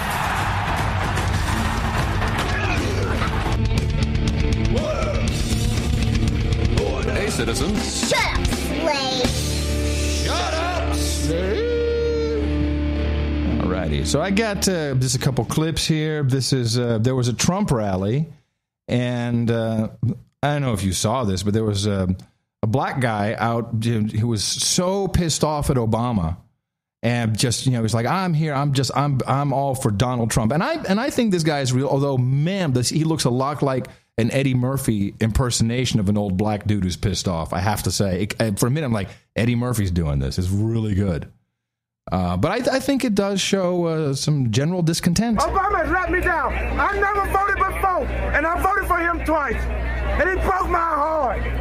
He broke my heart. He broke my heart, especially blacks. Has it helped you out? He broke our heart. Has it helped you out any? Yeah, he helped me out. Help my young people get killed by the police department because they can't kill him. We need Donald Trump. Obama has failed. Right. Ain't no ifs and buts about it. He has failed. He let us down. We don't have nobody fighting for us. I'm sick of him. I got tricked. I got bamboozled. Bamboozled. Not gonna do it to me no more because Donald Trump the man. That's my partner. $10 million strong. He's gonna make all of us very blessed, very successful. There you go. And I think there is a general move amongst the African American community, but I could be wrong. Then, of course, we need to go to my favorite show that portends to speak to women all across this grand nation of ours, Gitmo Nation proper, The View, which I can't get enough of it. I can't get enough. Now, this time, it is not Whoopi who I'm going to highlight, but Joy Behar, who is shilling for the burn. That was great. Yeah.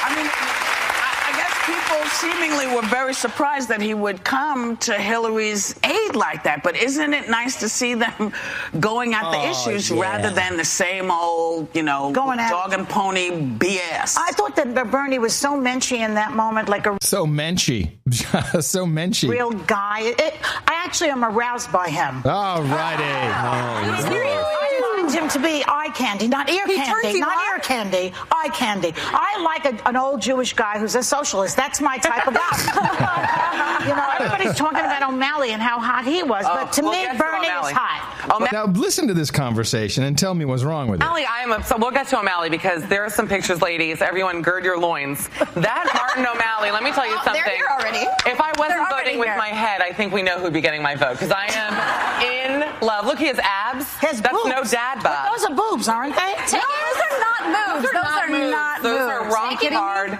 man. The single most sexist moment on mainstream television this week. Unbelievable. That is clip of the day. I didn't even when I first clipped it, I was like, maybe. I didn't even think about it. No, thank you. I agree, but man, that is so incredibly sexist. Clip of the day. So here we go. That is disgusting. So let's do our own version. John, I got aroused by Carly Fiorina. Oh, did you now? There's a lot of hotties out there, but I wasn't thinking with. I don't know if they're going to be at Playboy levels. Her ass is not quite the right size. I got to tell you, I was thinking with my other head, John. My other head was doing all the thinking. Let me tell you, I was all. She's eye candy. Yeah. Oh yeah. Oh, look at those. Get a lot of Are those boobs? Oh my God. Oh, ladies, look at this. Oh, John, my loins. Oh, my loins. Gird them. Oh, my loins. By the way, what does gird your loins even mean? I don't know, but I'm going to try it tonight. Gird them. We should look that up, actually. Yes. I cannot believe that no one and they're always bitching about male sexism. Yeah. And this wasn't a moment of humor where they were joking around. No. Well, they were serious. Yes, and they had pictures of O'Malley with in a bathing suit.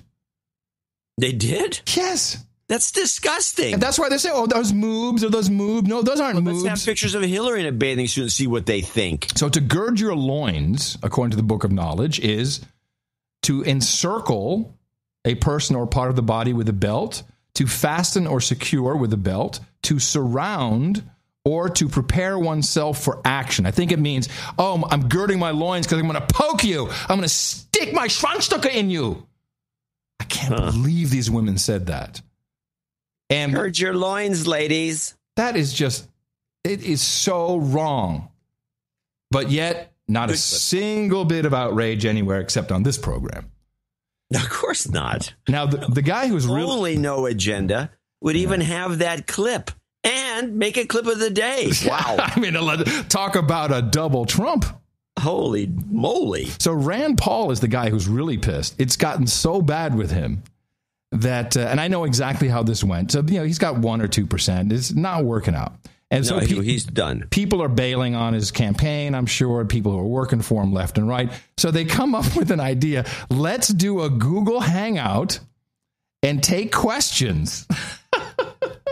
So they have him like in a like on a balcony of a motel room. It's with backlight that makes his face dark.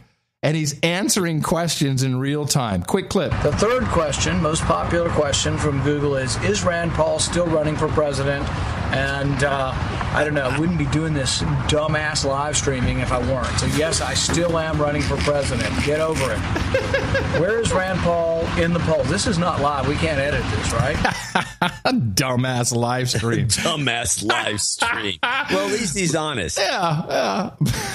Well, it appears as though he's done because he lost all his Silicon Valley support after one of his campaign managers who used to do Ron Paul's campaign got indicted for some sort of scam, and there's a bunch of legal stuff going on. That's just everyone thinks the guy's toxic, so he's done. He's just through. Right, and it's not going to happen.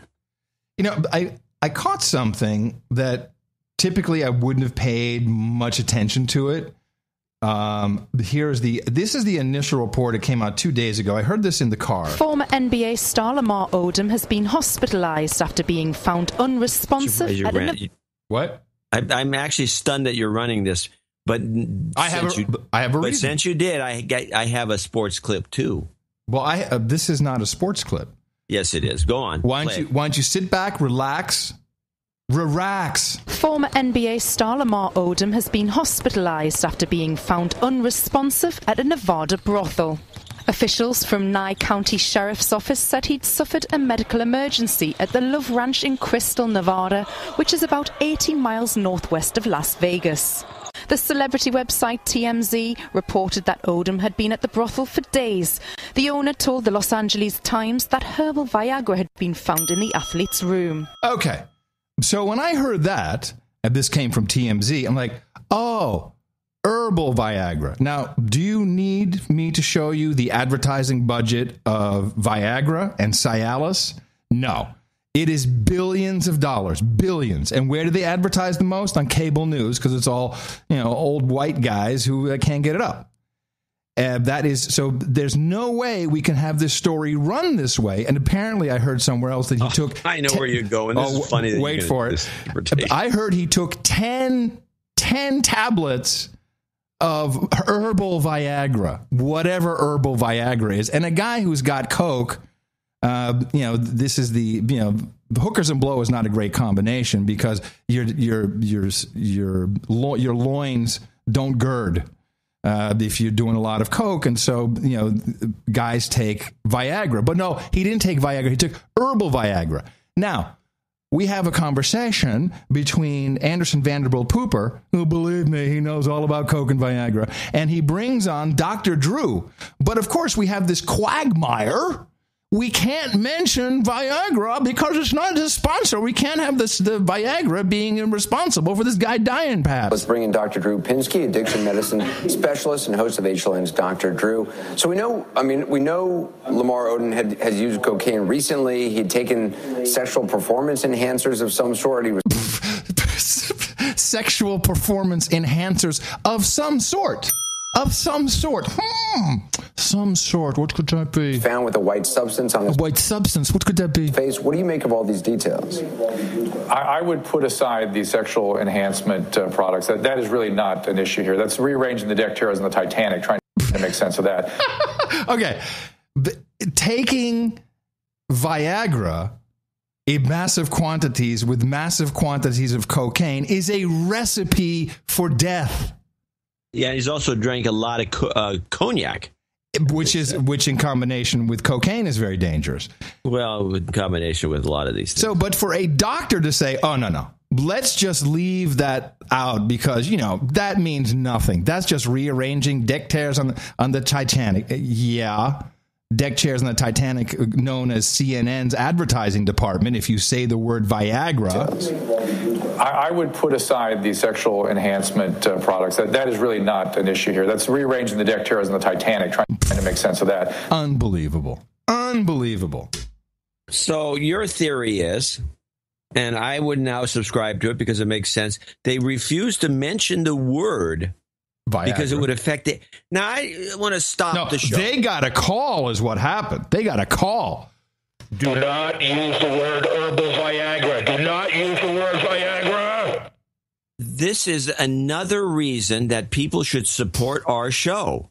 Exactly. Every time we turn around, we could do these stories, and I didn't even think of this because I didn't hear the CNN report, and I would have probably been scratching my head over why don't they say what everyone else is saying on TMZ. You'll see that no one else is going to be using the Viagra word. The V word will not be used. So the calls went out. Yeah. First of all, let our lawyers explain something. Hold on a second, John. Hi, CNN advertising department. Yes, I'm with the pharmaceutical company that manufactures Viagra. Hi, Mr. Merck. Hi, Mr. Merck. How you doing? I am the attorney. Yes. And I want to mention that there is no such thing as herbal Viagra because Viagra is a trademark drug. Oh, but we have this story. Actually, you are infringing on our trademark if you keep using that word. And I can assure you that our advertising budget will change. And we have more than one drug that we advertise on your network. Oh, Mr. Merck, what should we do? We have to report. I mean, I have Anderson Pooper standing by with Dr. Drew. They're about to report on this. What would you like me to do, sir? Call it a sexual enhancer. Sexual and enhancement leave product. It at that. How about sexual enhancement product? Is that okay? Yes, that's fine. But you have to leave it at that. You cannot use our trademarked word. Viagra. But what if it was Viagra? What if he... Now, again, since no one has made that assertion, there's no proof of this, you will be impugning the integrity of the product. I have an idea. We have this new digital division here at CNN. Perhaps, we could continue using the sexual enhancement product, but maybe, just to have on the shelf in case Odom dies, maybe we just have like a whole... like a showing how Viagra is safe. I mean, the sexual enhancement product is safe. And then we could actually use your brand to show that had he taken your brand and not some just cheap-ass herbal knockoff, maybe we could do a little special package. You can discuss this with the sales department, and they will write this up, and it will be run by us later. But for now, no using the word Viagra. I also think we probably should just shift to using prescription pills. That would probably make everybody happy, wouldn't it, sir? I'll have to think about that. Right now, we're just concerned about using the word Viagra. That's the purpose of my call. All right. Thank you very much, sir. Yes. Click. Lawyer. Yeah, that's how it goes. That's what it is. That is, and I heard it, and I was like, wow. Yeah, you caught that one. I will give you a 10 points. What I like is that you thought I was doing a sports story. You thought I was doing a sports story. It is a sports story. It's about a sports guy. Neener. No, it's about hookers and blow. So the Chicago Cubs. Yeah, I understand that this is like a once in 100-year event. Well, there's a guy named Theo Epstein who is a genius, and he's the one who went to work for the Boston Red Sox, and they got them 2 World Series, or even though he quit, and they had to bring him back so he can get the 2nd World Series. He is one of these sabermetrics guys, like we have in Oakland. Sabermetrics? Yeah, those are the guys who look at all the stats and say, well, if this guy's batting against a left-hander on like a sunny day, Moneyball. He will not hit the ball on a sunny day. Moneyball. So he is the genius in this regard, much more so than Billy Beane, because he's gotten all these championships. He was hired over to the Cubs, who have had the same problem that the Red Sox have. They couldn't win anything. Now they're winning. I would think maybe management has something to do with this. But the point that I want to make is if you play this Cubs win playoffs clip, there's a tidbit in it that was just like shocking to me. For starters, these are Cubs fans celebrating. Last night's division title was the first home playoff series win of any sort ever for the Cubs at Wrigley Field. The last time the Cubs won the World Series, iconic Wrigley Field, the friendly confines, hadn't even been built yet. That was way back in 1908, when Teddy Roosevelt was president. Henry Ford rolled out the Model T. Was that a machine gun I heard? I don't know what that was. That sounded like a machine gun. Hold on. That was way back in 1908, when Teddy Roosevelt was president. It was a riveting gun. Oh, okay. Henry Ford rolled out the Model T, and construction readied on the Titanic. Titanic, perhaps a metaphor for Cubbies' team's past. Why do you keep on coming out here? Because we're dummies. We're dummies. We're too loyal. Some say it goes back to 1945 when William Sianis cursed the team for ejecting his pet Billy Goat. Cheeseburger. Today, at the Billy Goat Tavern, an exorcism of sorts. The curse is over. Are you a little surprised they're playing baseball in October? Who's not? Who's not? Besides, we already know the outcome of the 2015 World Series. They told us in the film Back to the Future 2. Cubs win World Series. Still, this is Chicago. That was I watched that and I said, they did do that in the movie. Huh. The movie, Back to the Future 2, had the Cubs winning this year's World Series. Huh. Well, the 21st of October, of course, is Back to the Future Day. And I do have a hoverboard. It could be that the Cubs winning the World Series is just a promotion for a new Back to the Future. Oh, man. Yeah. That Back to the Future, but there's a lot of stuff in there. There's a lot of people who have deconstructed it to show that 9/11 was going to happen. There's tons of stuff in there, but not really like that, where the Cubs will win in this year. That's they had a big in the movie. They show the special event World Series wins. That's Chicago great. Cubs. That's great. I said, wow. Huh. Anyway, I like that. That's my sports story. Yeah, that's a good one. That's a good one. I want to ask you a question. You know, this put a woman on the $10 bill, or on the back. You could be doing dishes on the back. The Treasury Department has now come out with a video, and I didn't know if this was real or not, but it is real, and they are looking for a woman, and here's their little promo video. Hi, I'm Sarah Bloom Raskin, the Deputy Secretary of the Treasury. Thank you for joining us in this historic endeavor to redesign the $10 note. The new 10 will be the first U.S. note in more than a century of printing currencies to feature the portrait of a woman. Which is... Are they all dead presidents? No, they're not all dead presidents, are they? No, there's Ben Franklin's on the 100. Right. He's never been president. Okay, got it. This development is a significant and overdue statement that women play an equal and indispensable role in our vibrant American economy.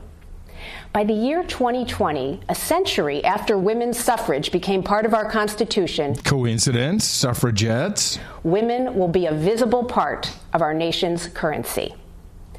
The next generation of our currency will revolve around the theme of democracy. Tell us your ideas for symbols and designs to include on the new $10 note. I think a triangle and an all-seeing eye is always good. That are emblematic of our inclusive and free nation.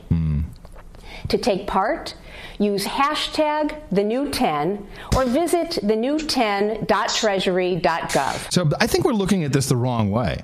It's not so much what woman do we put on the 10, it's who are we taking away? Well, we're taking Alexander Hamilton away. Right. But now there's been a long-standing dispute between the Jeffersonians and the Hamiltonians. And there's a dispute whether you should take Andrew Jackson off the 20 instead of taking Hamilton off the 10. Right. But I think taking Alexander Hamilton off the 10 is kind of like a final FU to, big central government commies. Wasn't that kind of Hamilton's deal? Well, I'm going to have to think about this. The way I didn't follow, to be honest about it, I'm going to have to look into it because I know there's this debate going on about Hamilton versus Jackson and what an a-hole. And Jefferson. It was mainly. No, I'm talking about the 20. Oh, okay. They're talking about what an a-hole he was. Well, Hamilton, the way I understand it, he wanted a strong central government. Well, he argued the implied powers of the Constitution. I think let's push this off. Okay. Until you've done some research? Yeah, I want to read some of my old books again. All right. I'll catch up to the ones you wrote, or no, the ones I read. I have old books. Yeah, I'm sure you do. The ones I wrote. Anywho. You did not say they have had women on the currency. The dollar has got Susan B. Anthony on it. It's a coin. They have some female Indian woman on the gold coin. We have the Walking Liberty, who's a woman. Yeah, but she's an iconic woman that is probably sexist. Yeah. Hey, when we finally get the new $10 note with a woman on it, can we say, "Oh, look at her boobs. Oh yeah, my loins are all girded for her." Yeah. Can we talk like that on The View? If you get on The View. Yeah. No. I don't know who they're going to put on. Amen. Fist bump. I don't know. I don't care. I really don't care. I don't care either. I really, really don't care. It's going to be whoever they want. I think it's going to be Harriet Tubman. I think, was it Sunday? Maybe it was even last Thursday. We're talking about finally people are catching on to the Toyota Hilux being used by the caliphate. And one of our producers sent me an NPR piece, which is a 10-minute piece. I chopped it down to 1:25. Wow. Well, it just goes on and on and on and on. But it's from April 2014. So what is that now? Now that's almost a year and a half ago. 2 or 3 months. Last week, the U.S. announced it was restarting delivery of non-lethal aid to some of the more moderate rebel groups in Syria. That aid obviously does not include guns and bullets and stuff that kills, but it does... Oh my, what a difference a year makes. ...include a lot of other things. Communications equipment, generators, over 3 tons of medical supplies, hundreds of thousands of MREs, and Toyota pickup trucks. 43 of them have been delivered, and more are reportedly on the way. We spoke with an advisor to the Syrian National Coalition, which represents moderate opposition groups. Hold on a second. After the reports that we just ran where the government's wondering, oh, God, where are these trucks coming from? We shipped them over there? And 43 with more to come. This whole report was about the Toyota Hilux. He's a fan of Toyota trucks, and one model in particular, the Hilux. Specific equipment like the Toyota Hiluxes are what we refer to as force enablers for the moderate opposition forces on the ground. Ube Shabandar says the trucks will be delivering troops and supplies into battle, and some will become battlefield weapons. Oh, you can absolutely expect for many of those trucks to be mounted with crew-served machine guns or other type of equipment, military equipment that the opposition forces have access to. I mean, that's one of the reasons why the Toyota Hilux is such an important force multiplier, because it can be used both for humanitarian purposes and for operational purposes as well. Syria is only the latest war zone where the Hilux has become a vehicle of choice. The BBC's David Loyne joins us from Kabul. David, seen any Toyota trucks in Afghanistan lately? There are hundreds of Toyota Hiluxes around the country. I was in Kandahar this week. And so the point is... Okay, this is almost clip of the day. Well, that would have to be borderline then. Yeah, borderline. That's it. That is as close as you can get to a hat trick. No, I need one more clip of the day. One more. That's what I said, close. You're not going to do another one. Okay. I guarantee that. There's too many good ones. That is that whoever found that for us, this is the way what makes our show great. We have producers out there who do stuff like this. And I don't know how we missed it when it first happened, but I think it wasn't important at the time. But after the most recent reports where they go on and on about where are these trucks coming from, we've got to find them. Yeah. And then we grill the Toyota, North American president about where are you? Who's selling these trucks? I don't know. And then they don't know. Why didn't they say, hey, you guys are, you dumb fucks? Wow. F-bomb from Dvorak. Let me see who was that who thanked us. I want to thank the person who sent that to me.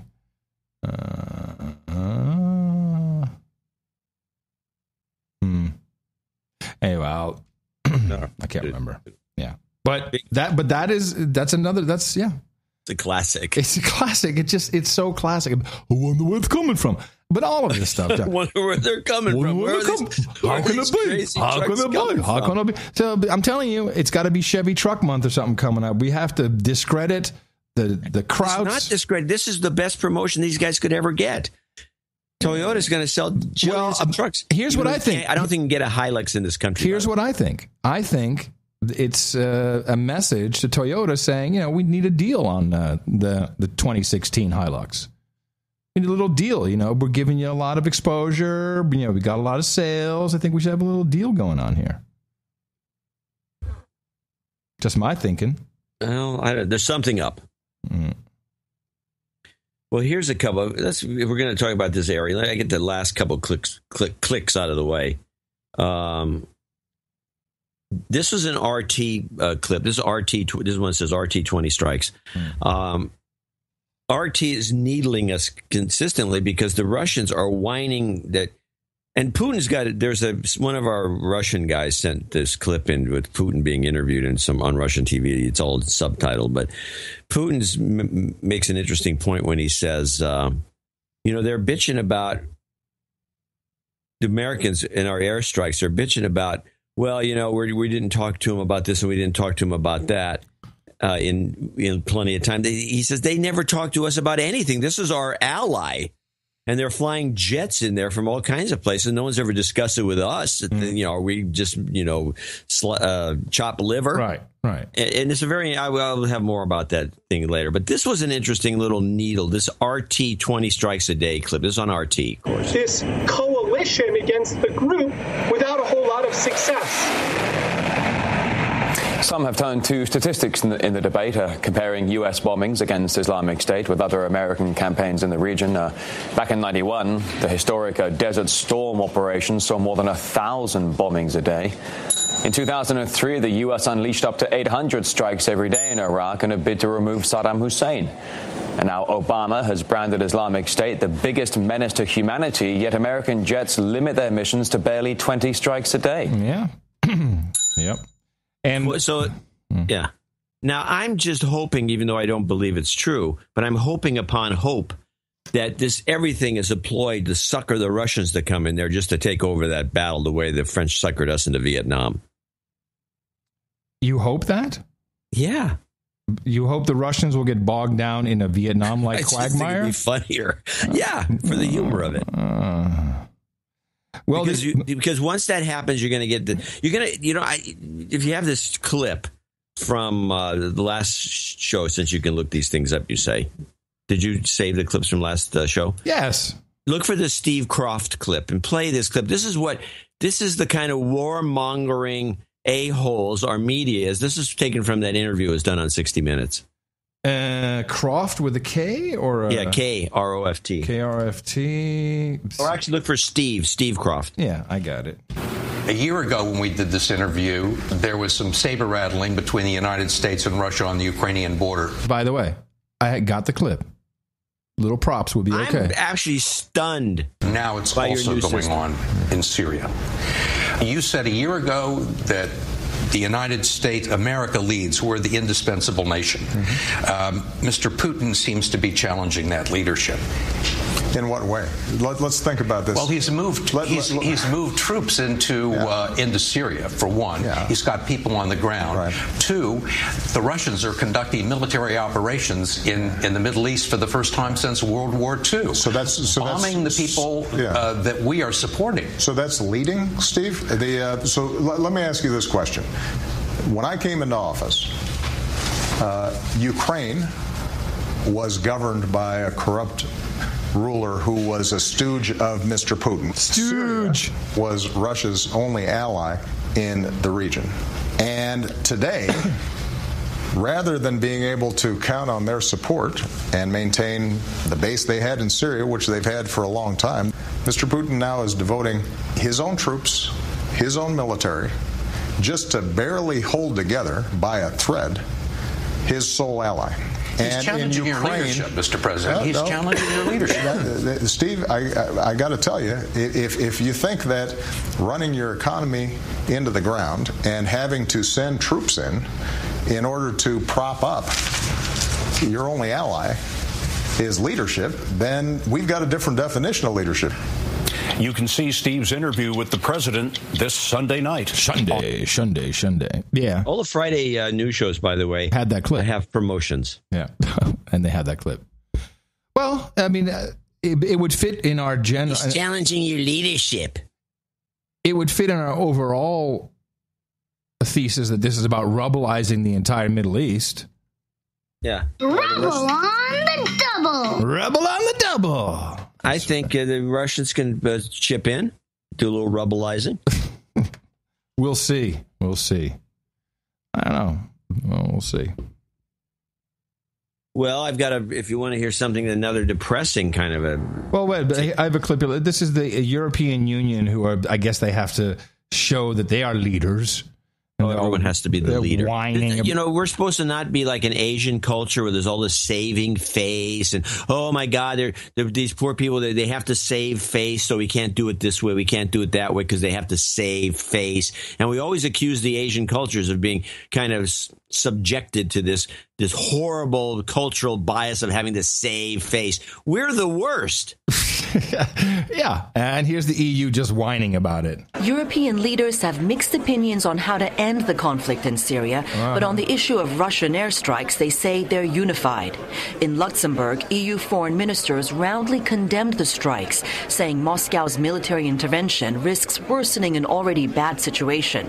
They urged Russia to halt the aerial campaign and are expected to criticize Russia at a summit in Brussels later this week. Russia's defense ministry says its planes have carried out 55 sorties over Syria in 24 hours, hitting more than 50 Islamic State targets. But the strikes are also hitting other insurgent groups, some of which are supported by the West in their battle against Syrian President Bashar al-Assad. European diplomats have been meeting to find a compromise over Assad between countries that want him to bow out immediately and those that are ready to accept a transition of power. Spain wants the West to negotiate with Assad. France insists he must go, and right away. Britain says Assad can't be allowed to stay as president, but is willing to talk about when and how he might leave. While the latest EU statement amounts to harsh criticism of Russia's actions, it masks lingering divisions within the bloc over Assad's role in ending the crisis. Yeah, a bunch of pussies there. I don't know what they're doing. Bunch of pussies. Hey, I've been looking into this Jeremy Corbyn guy, the new Labour leader from the UK. Yeah. And I heard, before you go into that, I don't have a clip. I do. But one of the, I can't remember, never mind. But there was been a number of debates and discussions, mostly on RT, using American socialists to discuss this guy. And this guy is really an interesting character from what I can tell, even though he's supposedly, according to the BBC folks, that he's just made it so the Cameron's boys will just run roughshod over everybody. Yeah, there's a lot of love for him that I'm seeing, and not living in the UK, of course, it's very difficult to get a real feel for the street. But I do know that he has one big issue, and his issue is speeches. He is not a trained speaker, which is kind of. I don't know what they were thinking, man. It's like, you got to get someone who can talk and can, do simple things like read a teleprompter. This is probably the first of many Jeremy Corbyn teleprompter gaffes. And you know what? We have our president didn't do too well in the beginning with his teleprompter. He had a lot of problems, a lot of issues. Corbyn has some problems too. We need to be investing in skills, investing in our young people, and strong message here, not cutting student numbers. He read the direction on the teleprompter. It's like strong message here. It was like a little note. All caps usually, so you don't read it. What an idiot! Let's play it again. You like that, huh? Yeah, I thought it was pretty funny. Here we go. We need to be investing in skills, investing in our young people. And, strong message here, not cutting student numbers. Oh, man. That's too much. Yeah, that can happen to anybody. Yeah. So I guess Volkswagen, there's another, they're really going, and this is a big problem for Germany. We are screwing the Germans with this. Sorry, Deutschland. In addition to lying about, which of course everyone did this, been known to the BBC for over a year. They reported on it. But Bloomberg did an analysis of data that car manufacturers report on death and injury claims. And either Volkswagen is the safest car in the universe or they're lying. They're consistently, for years, Volkswagen reports death and injury claims at a rate 9 times lower than any other car manufacturer. These guys, are the Deutschers just big liars? Well, I've always thought that award went to Volvo. For the safest automobile? Yeah. Yeah. Let me see if it has anything. I think it does. This report has something about Volvo. Hold on. No, it doesn't actually. It should have. Well, But it says on the far low end, Volkswagen has reported 34 incidents per million vehicles. In contrast, General Motors reported 524 incidents per million vehicles. Now, Honda was fined $70 million by the NHTSA. That's National Highway Traffic something or other, for lying. And their lie was 78 incidents per million vehicles. That was their lie number. And Volkswagen comes in at less than half of that, with 34. So now this is going to be looked at. And if they can prove that that's bull crap, and it's a number that the company self-reported, they might as well close the doors. They might as well close, right? This is not good. This is not good. No, this is yeah. Wonder there's something up. And then finally, before we take our break here, the president had a number of proclamations, but also a letter to the Senate, actually a letter to the president of the Speaker of the House. And he says October 12, 2015, approximately, because, it's so hard to count, approximately 90 U.S. Armed Forces personnel began deploying to Cameroon with the consent of the government of Cameroon. And this deployment is in advance of the development of additional U.S. Armed Forces personnel to Cameroon to conduct airborne intelligence, surveillance, and reconnaissance operations in the region. The total number of U.S. military personnel to be deployed to Cameroon is anticipated to be up to 300. These forces are equipped with weapons for the purpose of providing their own force protection and security and will remain in Cameroon until their support is no longer needed. I think it's probably prudent to mention the Chad-Cameroon pipeline, which is now in full-on operation, and this is pipeline protection. We're going to see dronings, and very interesting. The drone papers just came out today, which I've not had a chance to look at. I'll have a full analysis of that on Sunday, which looks interesting. I was at the Pierre Drive My Car's $250 million website. Yeah, somebody sent him a bunch of documents, I guess. Yeah. So be on the lookout for drone strikes, for pipelines blowing up, and of course, as the president says, I directed the deployment of U.S. forces in furtherance of U.S. national security and foreign policy interests, and pursuant to my constitutional authority to conduct U.S. foreign relations as Commander-in-Chief under the War Powers Act. War Powers Resolution. I appreciate the support of the Congress in this action. And then, of course, the pipeline is partially owned by Chevron and Petronas. So, yes, that is indeed our national interests, including the U.S. Export-Import Bank. Oh, my God, there's more. Exxon, Royal Dutch Shell. It's so sad, but we have to kill all these people for oil. Well, as long as nobody knows. Yes. Ixnay on the Arming Bay, please. I'm going to show my support by donating to No Agenda. Imagine all the people who could do that. Oh, yeah, that'd be fab. Yeah, on No Agenda. Shut up. In the morning. Okay, we have a few people to thank, including Sir Nick Principe, also known as Adam out of Plymouth, Massachusetts. 12345, first-time donor at the behest of my friend from Fuquay-Vanna, North Carolina. Yes, that's a real place. All right. Okay. On behalf of his friend. Who is his friend's name again? That must be Nick. Okay, that would be Adam Priest. Ron Williams in Scotts Valley, California, 12345. David DeRoos, 11026 in Zwijndrecht. Very good. Zwijndrecht. Wow, I'm impressed. Zwijndrecht. Yes, David DeRoos. Richard Harwood, and I would eventually be able to get the pronunciations down after another decade of doing the show. Dude, you can live in Holland already. Get yourself a bike and you're off to the races. You're good. People will love you. People will love you. You just say, "Go, dude!" It's like he's all over the road. You just drive and you're just going, Jan van der Laan, Ascendrenta. Naked. Richard Harwood. That would faze nobody. Yeah, right. That would faze nobody. This is probably true. Richard Harwood in Fairford, Gloucester. I think you should have the sash on, though. You should wear your sash. Naked with the sash. 101. Do the sash voice again. Hello, I want to introduce you to my friend John C. Dvorak.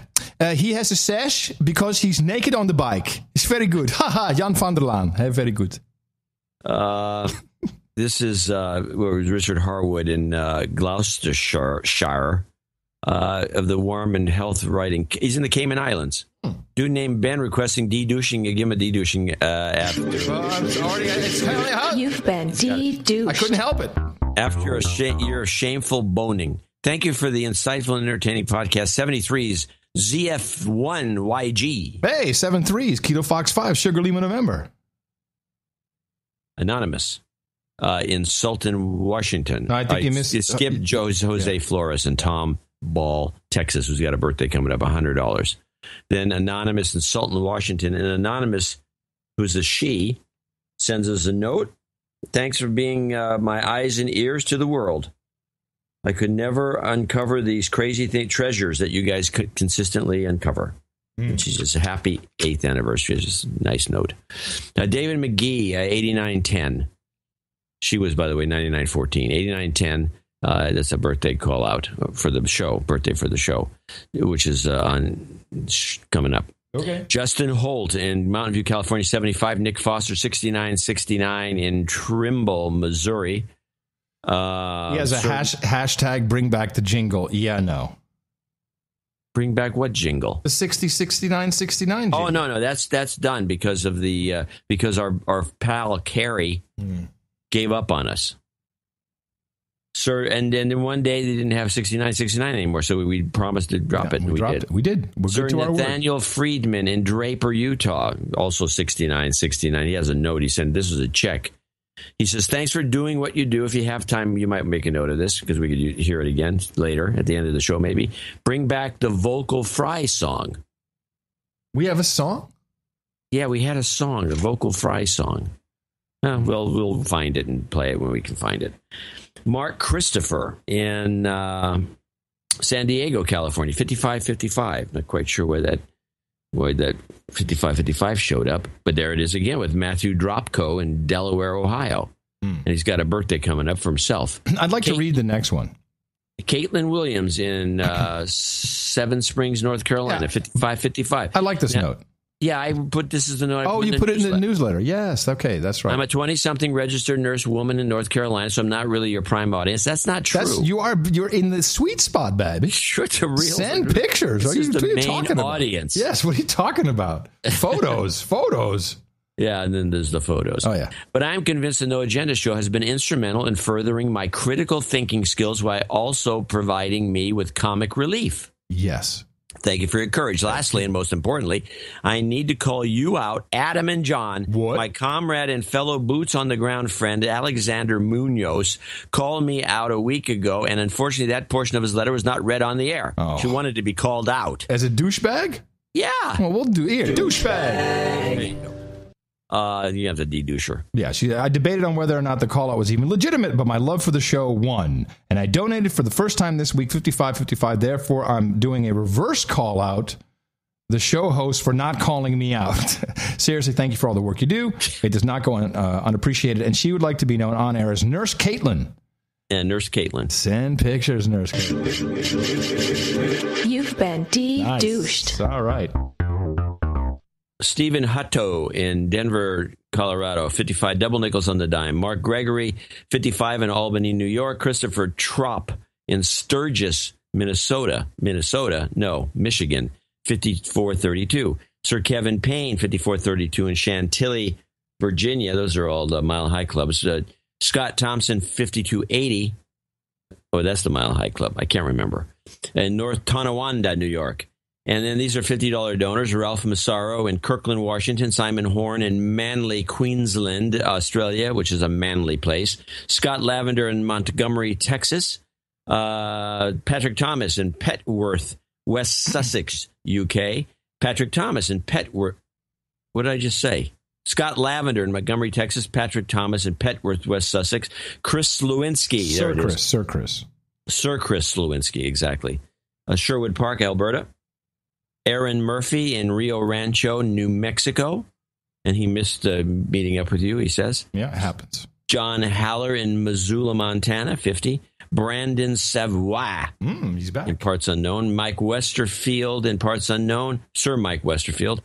And Dame Patricia Worthington, as I recall, in Miami. And last but not least, Andrew Dawson in Victoria, Australia, with a birthday call out. And Jacob Wojciak in North Vancouver, BC. And also Dame Melody Mann in Ringgold, Louisiana, $50, and she also is the one responsible for the sashes. We'll be seeing a picture shortly of Adam wearing it with my tails. That's right, tails, sash, and I have fantastic. And my sword. Should I have my sword, or should I just be strapped? A dagger. Should I be strapping heat? No, I think strapping heat is not a European. This is a European style thing. It has to be a sword of some sort. I have a big ass sword. Do you use that? It'll look pretty stupid. Okay. If you're talking about a sword. Sword. All right. Thank you all very much for supporting this program. We are your podcast. As witness what goes on in mainstream, what you can't talk about. It's unbelievable. They had no problem talking about the female Viagra, the little blue pill for women, the little pink pill. They had no problem. Story after story after story after story, because that was all paid for. Promotion. Yeah. So everything's paid for. Yeah. You don't get any sort of news at all on the mainstream. No. So we appreciate everybody, including those under $50, mainly for reasons of anonymity and for our monthly subscribers. Thank you. And by the way, when they go to the trouble of doing an in-depth story, then they bring in that Higgins guy. Is that the best they can do? Because they're told to? Yeah, I guess so. This is really bad. Yeah, security expert, whatever he was. Expert. Please remember us for Sunday's show. Dvorak.org/NA. It's your birthday.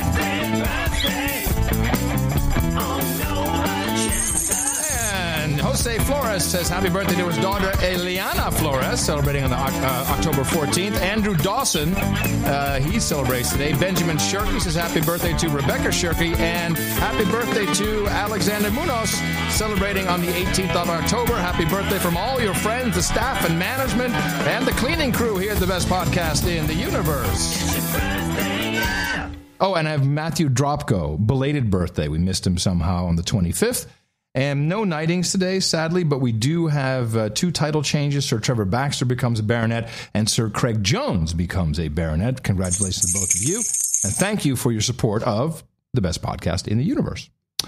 Now, October 10th, and I didn't know this, but I got to tell you, John, Sirius Channel 127, man, I went down to San Antonio yesterday again. You know, they play subliminal messages in there. Pretty soon you'll be turning on me. Yeah, maybe not. And there was this was when I was driving back from Lubbock, probably. Then they had one of the guys from the Nation of Islam on, and we're talking about the Million Man March. The anniversary of the Million Man March was October 10th. And so I don't think they had 1 million men show up, but they did have quite a bit. And it was covered by C-SPAN.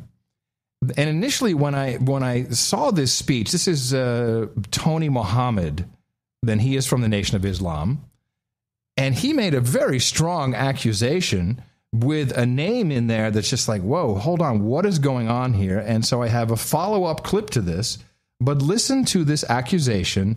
And the Nation of Islam have been known for saying some pretty crazy things, but this is not only in my wheelhouse, but it is I'm sure it was dismissed by many as a conspiracy theory. Brothers and sisters, I'm here to bring to you some vital information that has happened to our community, and it has not been brought to the attention of black people throughout America. Because the mainstream media doesn't care about black people in America. 4 months ago, Bobby Kennedy, the son of Robert Kennedy, met with me in Los Angeles to give me some shocking and revealing and terrible information on what's going on. Did you hear about any of this, John? This shocking and terrible information? I may have. Really? Yeah. Okay. At the Center for Disease Control in Atlanta, Georgia, it has been brought to our attention that the senior lead scientist for the Center of Disease Control has admitted that the MMR of vaccines and many of the vaccine shots have been genetically modified to attack black and Latino boys. Woo! I don't think you heard me. We are living in a wicked time where we are dealing with a spiritual wickedness that's in high places, and the pharmaceutical industry, along with the American Medical Association, have found a way, like Pharaoh did during the children of Israel when it was time for them to make an exit. Pharaoh said, let us kill all boy babies 2 and under. And so now they're trying to force vaccines on baby boys, at least 80 shots before they're 3 years old. So this is what Minister Farrakhan said we're going to do.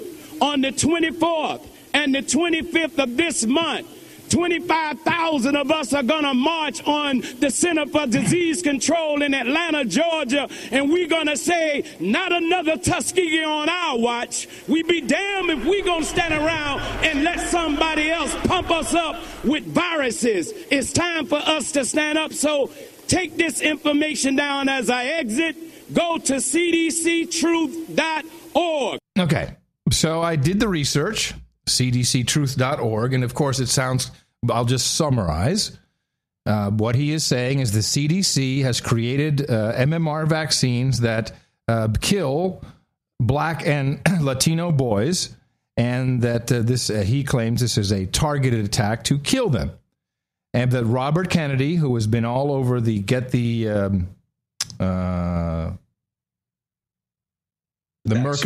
mercury out of vaccines. Yeah. He's been all over this. And so I find Congressman Bill Posey, Republican from Florida, and I'm just going to have to play the whole piece because pretty much this checks out to be true. And of course, as we've already discussed, this is not something that the mainstream media can even touch because these drug companies have, they support the mainstream media with the income. They would have no money if it wasn't for these drug companies. Now, another thing that is mentioned at the beginning of this clip is, the vaccine. All vaccines, companies who manufacture vaccines are indemnified. They cannot be held liable for death or any injury.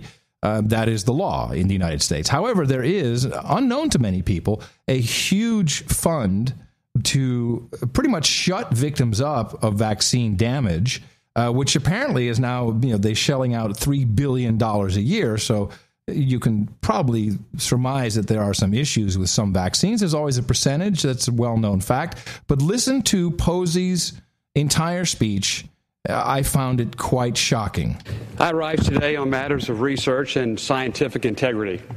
To begin with, I am absolutely, resolutely pro-vaccine. Advancements in medical immunization have saved countless lives and greatly benefited public health.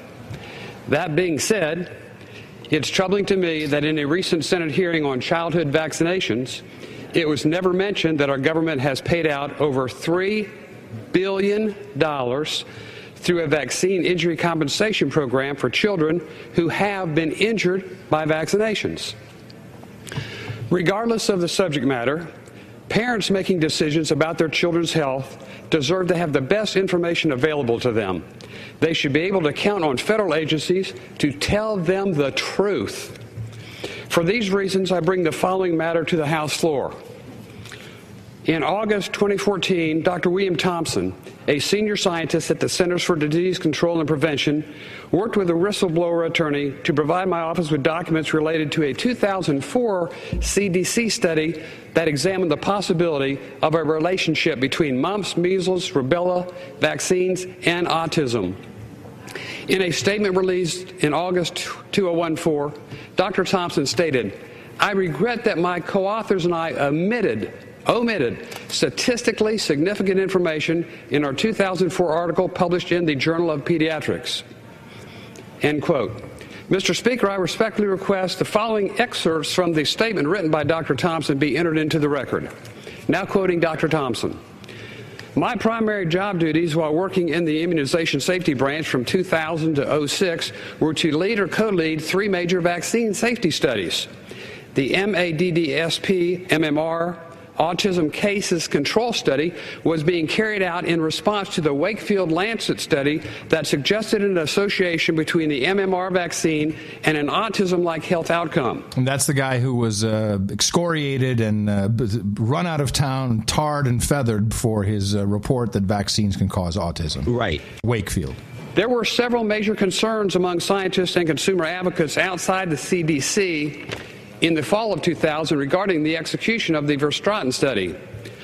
One of the important goals that was determined up front in the spring of 01 before any of these studies started was to have all 3 protocols vetted outside the CDC prior to the start of the analyses so that consumer advocates could not claim that we were presenting analyses that suited our own goals and biases.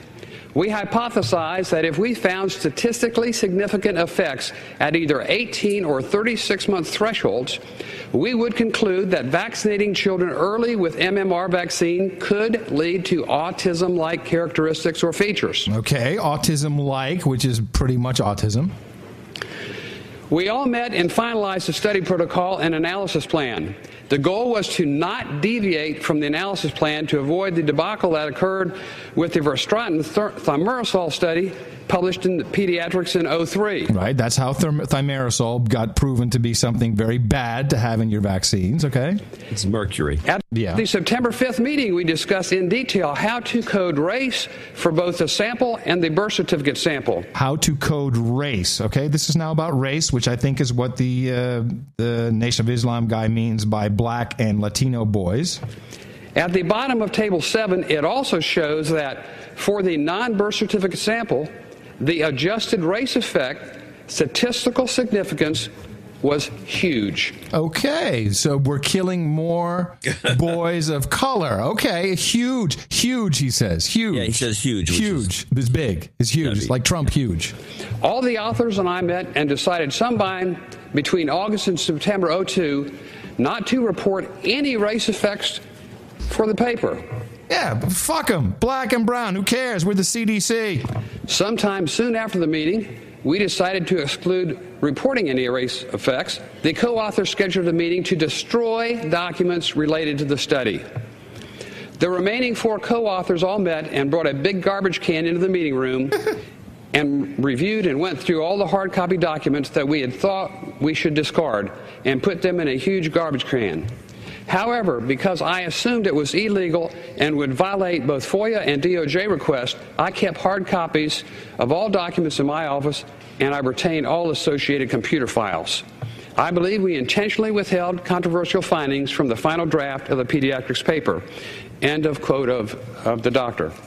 Mr. Speaker, I believe it's our duty to ensure that the documents Dr. Thompson provided are not ignored. Therefore, I will provide them to members of Congress and the House committees upon request. Considering the nature of the whistleblower's documents, as well as the involvement of the CDC, a hearing and a thorough investigation is warranted. So I ask, Mr. Speaker, I beg, I implore my colleagues on the appropriations committees to please take such action. Yeah, good luck with that. Wow. Do I get the hat trick? Borderline clip of the day. Oh man, I just missed it. Well, that is you can't get 2 clips of the day. You can get a borderline and a borderline. Hat trick. That is the hat trick. Hat trick. Nailed it. But what if I have 4? About that. Well, that's outrageous. So please, everybody, go into the show notes at 765.noagendanotes.com. You can find it at archive.noagendanotes.com. Nuts. Yeah, right. Yeah. And, that guy, that congressman is clearly a conspiracy theorist. So there is documentation, the documents that prove that there was a huge statistical issue with adverse reaction. I don't know if it was death, but adverse reaction with autism-like symptoms amongst race. So there's, in that case, I'm pretty sure they're talking about black and brown. Black, brown, yellow children. Who cares? They're not white. We're the CDC. Oh, hail Apple. I hate that. That makes me mad. Yeah, that's a good one. That's not. That's good. Only on the No Agenda show would anybody hear anything like this. Yes, because we're not funded by our donations are down. I'm just being honest. Well, it's true. And we're going to do some. We got new ideas. This is, I think, there's other people are thinking about this, but I think it's important because it's part of the economy. It's part of the global economy. It's very important to bankers. Let's hear the latest opium report. Yeah. For the first time in 6 years, Afghanistan may produce less opium. Oh, no. A joint UN and Afghan survey reports the acreage planted in opium poppies is down 19%. Down. Officials say that's due mainly to bad weather, but also to a change in how farmed areas are measured. As a result, the country's potential output of opium could fall by nearly half this year. Oh, but this is because as we heard on the previous show, Mexico is making their own opium. And we heard Comey and Johnson. Oh, no, Mexico. Mexico's making their own opium. They're growing their own poppies. Stop it. We don't need it anymore from Afghanistan. We should pull out of Afghanistan. We don't need to be there. Yeah, we should. Right, we can pull out now. Pull out. Yes. Yep, that's exactly what's happening. I have a historical clip that might be fun to listen to. A little historical clip. No, that's not. I won't play that. I got another clip that'll kind of keep things going. Maybe it'll trigger the historical clip. Okay. Of course, I've been doing the 3x3. Yes, this is the 3 networks in 3 weeks. George C. Dvorak's 3x3. Week 18. And one of the things I've come away with is that these networks do not play that. There's a couple of stories, yeah, everybody plays them. But there's some stories that only one network will play. And in this case, it's ABC. And this was like, I call it the underreported ABC news story. It's out of Chicago. Back here at home tonight to Chicago and the former head of the city's public schools pleading guilty to massive fraud. Barbara Byrd Bennett admitting she steered $23 million in no-bid contracts to education firms for more than $2 million in kickbacks. She will serve 7.5 years behind bars. Yeah. Isn't that where Arnie Duncan comes from? I don't know. Who's Arnie Duncan? He comes from Chicago. Yeah. Of course. One of our producers sent me a form that his 5, 6, and 7-year-olds came home with. And I'm not sure, where is this? Where is he from? School-based universal behavioral emotional screening system notice and parent waiver. And this is only if you do not give consent for your child's teacher to complete the SRSS-SIBSS testing. Have you heard of any of this, John? No. I won't mention it. Participating in a school-based universal behavioral emotional screening system. The use of screening data is well established as a valid and reliable method for determining students with elevated levels of risk. This universal screening tool will help schools identify risk factors and barriers to learning associated with behavioral, social, and emotional challenges which are known to reduce the likelihood of student success in school. So then there's this whole paragraph, well, you have the right to know what we're doing, and you have the right to opt out if you really want to. And then notice, though this initiative is not funded by the U.S. Department of Education, due to the nature of the information that may be collected, the school district wants to provide parent caregivers with information about the initiative so parent caregivers can make an informed decision about their child's participation. And then they say, what is it? The school district is providing parent caregivers with a reasonable period of time prior to administration of the test, this notification of the screening, and an opportunity to review the screening instrument itself, which I think our producer should do. You should go and review this instrument. Oh, yeah. After teacher completes the screener tool, the district shall share with parent caregivers of students with elevated levels of risk the results and provide guidance on any recommended follow-up school-based supports and interventions or other steps deemed appropriate. Well, you know what that means, don't you? Drugs. Yeah. Just take your medicine. Woohoo! Just take your medicine. It used to be parents and guardians. Now it's parents and caregivers. Yeah. Yeah, I know. It's kind of, there's some reason for that transition. Yeah, well, it's a part. It's like you're not a pet owner anymore. You're a pet. You're a guardian of the pet. You're a guardian of the pet, but not of a child. That's more interesting to me. Now, it's sad. I was thinking, one of the things about, like, every once in a while it comes up with the Common Core thing, and Bill Gates was on PBS recently. I saw that with it was Melissa, and they're going on and on about Melissa. how they're right, and everyone else is wrong. And Belinda, her name, Belinda. Yeah, she's sitting there like she invented teaching. Yeah, she's horrible, horrible woman. Horrible woman. So, the great thing about Common Core is that it does probably one of the best jobs of separating parents from children, because when you're a kid, you like your parents to help you with your homework and help you do this, and they explain things to you that come up, and a lot of it's socializing, because you can inculcate certain principles in the kid because you're working with him on his homework and studying along the lines that you know how to do math. That's unacceptable. The Schule has to do that. The Schule has to take care of the children. But the kindergarten, the Schule should take care of your children. The state will take care of your children. This is exactly what's going on to brainwash the kids, because a lot of these tests that we see that come through have a lot of interesting, subtle brainwashing insofar as, diversity training, how it's important, and all these, these kind of commonplaces that the liberals, just to cite them, are all in on, and the conservatives aren't. Yeah, a lot of anti-religious stuff, for example. It's just, and it tends to be so obtuse because of the nature of Common Core. They've cut the parents out of the picture. That's why parents bitch so much. I can't help my kid do his homework. I don't even know what they're talking about. The kid doesn't know. I don't know. Yeah. It's very dissociative. I think the whole Common Core thing is very bad, which is what bothers me about Jeb Bush being all in. Yeah. Yeah. Well, actually, I have a clip here. This is it kind of ties into that. Of course, Common Core was set up with the No Child Left Behind money through the Board of Governors. It's not the board, the Governors Association of America. I think that's what it's called. So all the governors got together, and they were suckered. Well, they're not even suckered. They were blackmailed. Like, see this money?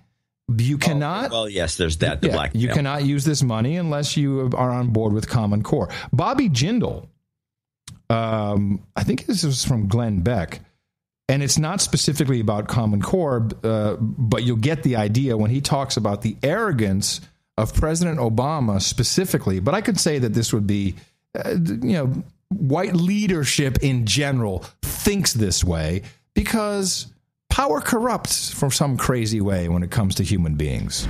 The president meets with the governors once a year. Every president does this, usually in February. It's through the National Governors Association. Democrat and Republican were in a private room with him at the White House, no press.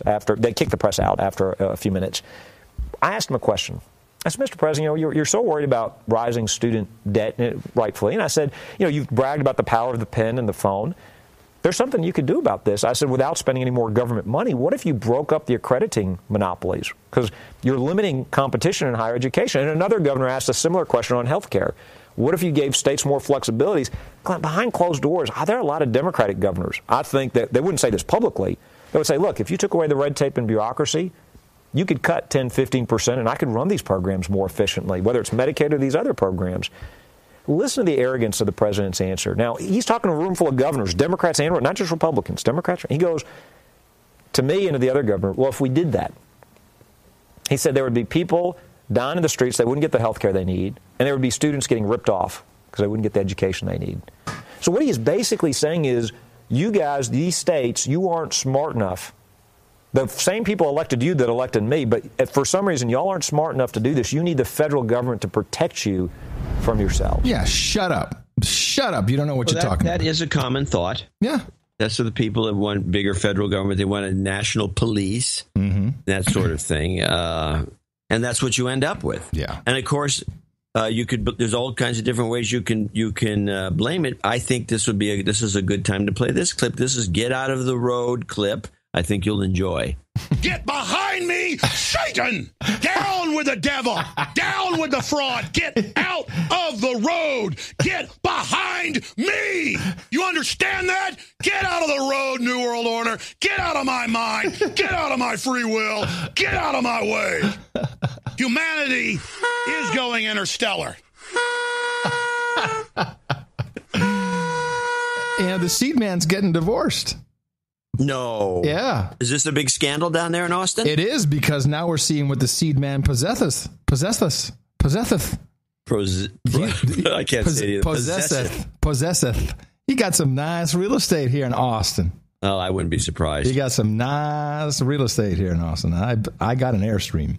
He's got some nice real estate here. I don't know. I'm thinking boner pills is the way to go. All right. Sell seeds. We have we can always sell seeds. Yeah. With jerky. All right. So we have the big Paris powwow coming up. This is the big climate change IPCC. Woo! This is all crazy. Meanwhile, first snow is falling in Germany. But here are the articles, just a quick span of articles. Too late to save over 400 U.S. cities from rising seas, according to scientists. Hold on. Because of what's happening in Greenland right now, the maps of the world will have to be redrawn. This is what would happen to San Francisco Bay.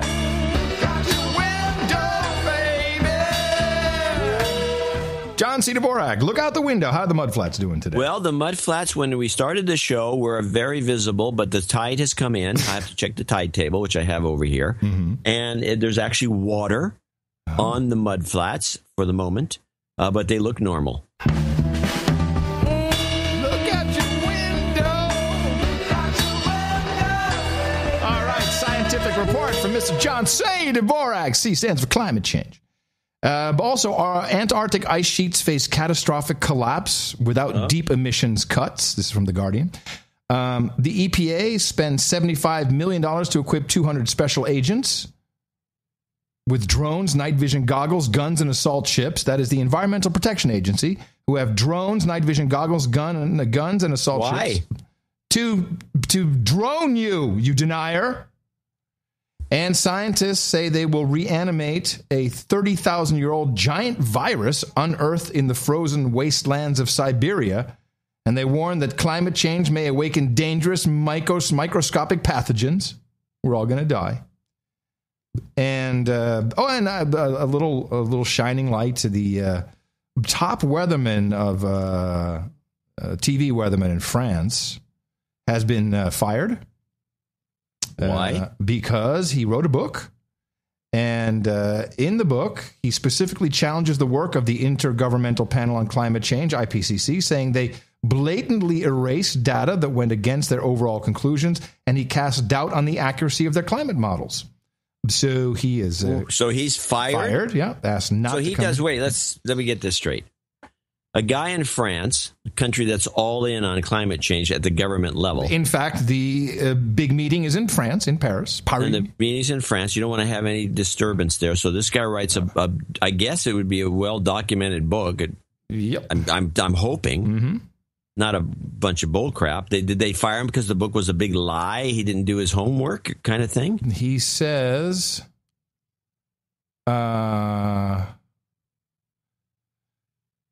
let me see where it is. I received a letter telling me not to come in. This is a direct extension of what I say in my book, namely that any contrary views must be eliminated. We must eliminate you if you are contrarian to the views. Yes, this is a known fact. However, this report shows us that once again, this meeting, which is going to be a bonanza, although Paris in November, December is crap. Who wants to be there? It is but yeah, anyone wants to travel, you might want to go to Paris just to look at the Christmas decorations, but you're going to freeze your butt off and it's probably going to be raining. Peer pressure and cooperation. These are just some of the buzzwords being used ahead of the UN climate meeting in Paris this December, where talks will look to reach an international agreement to cut greenhouse gas emissions. Negotiators planning to enforce any deals without sanctions or punishments. The climate agreement will be more along the lines of a nuclear agreement than it will be along the lines of something, let's say, under the World Trade Organization, where you could come out and slap trade sanctions on people. Of course, some people say this just isn't good enough. The Bolivians especially have the most radical proposal, which is to say that you should have an international climate justice tribunal. Neither China nor the United States, the two top emitters of greenhouse gases, would be willing to submit themselves to a strong legal review of their promises to curb greenhouse gas emissions. Instead, a likely outcome could be a pledge and review system, whereby commitments are assessed every 5 years against the goal of halving world emissions by 2050. Advocates of that also anticipate an organic move towards green energy. The hope is that in coming years that the prices of solar technology or wind technology, wind turbines, hydropower will have come down so much that it makes economic sense for governments to go ahead and do this. Yeah, of course. We have to. It's not semiconductor technology. It costs money to build hardware like that. Yeah. Well, we all know what's going on. So there'll be more of the same. Nothing's going to happen. Just peer pressure. Lots of bull crap. I did pick up one nice little piece from CNBC. Joe Kernan, who I think still does the morning show. I've always liked him. And he has the CEO of SodaStream on. And SodaStream, I believe this is a device that you put a cartridge in and then you can make your own soft drinks bubbly, right? Yes. That's exactly what it is. With the carbon dioxide. Yeah. So a lovely exchange followed. You're carbonating it with CO2. That's right. Which is classified as a pollutant by the EPA. CO2 is proven to be perfectly healthy. That's what I'm talking about. I'm with you. Yes. Believe me. But this is the only context where you can actually say the C word without having someone like rush you and tell you that you're, causing a war in Syria. So it's regular carbon dioxide, same thing we're talking about. They conflate it with carbon and smoke and soot and all that stuff. CO2 is an odorless, colorless gas. It's ubiquitous. We all exhale it, and we like it in our drinks, right? That's right. Finally.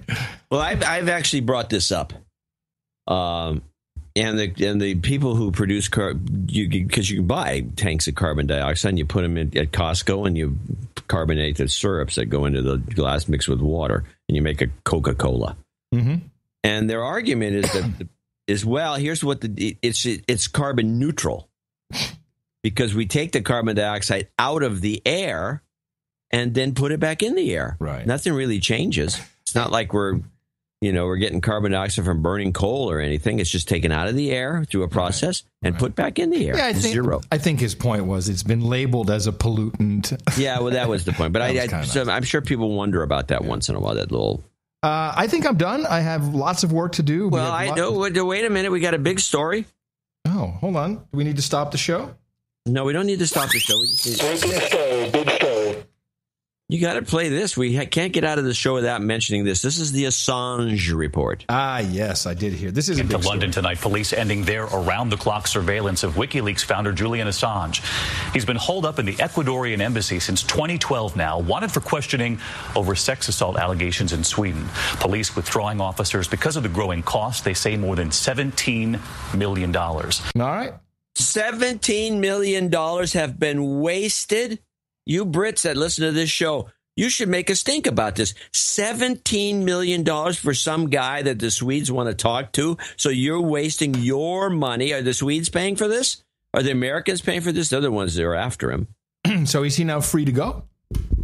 Is that the point? He's not good. He's going to be looking very carefully before he sneaks out. I predict a very unfortunate sexual accident, something very bad of sexual nature, including sexual enhancement, performance enhancers.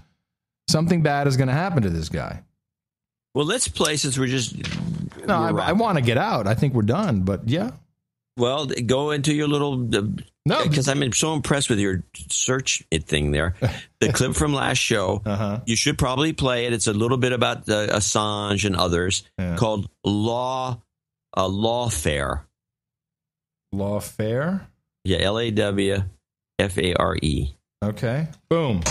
Julian Assange, Edward Snowden, and Kim Dotcom. All three men who have riled the U.S. and are on Washington's wanted list. But that's not all they've got in common, as Ganit Chikan now explains.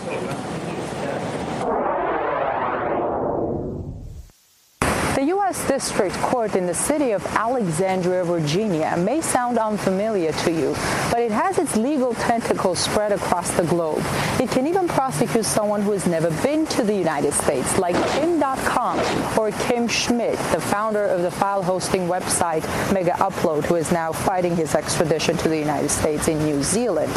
All that is necessary is a shred of evidence that a crime was committed in the U.S. In this age of modern technology, a server located inside the U.S. could be enough.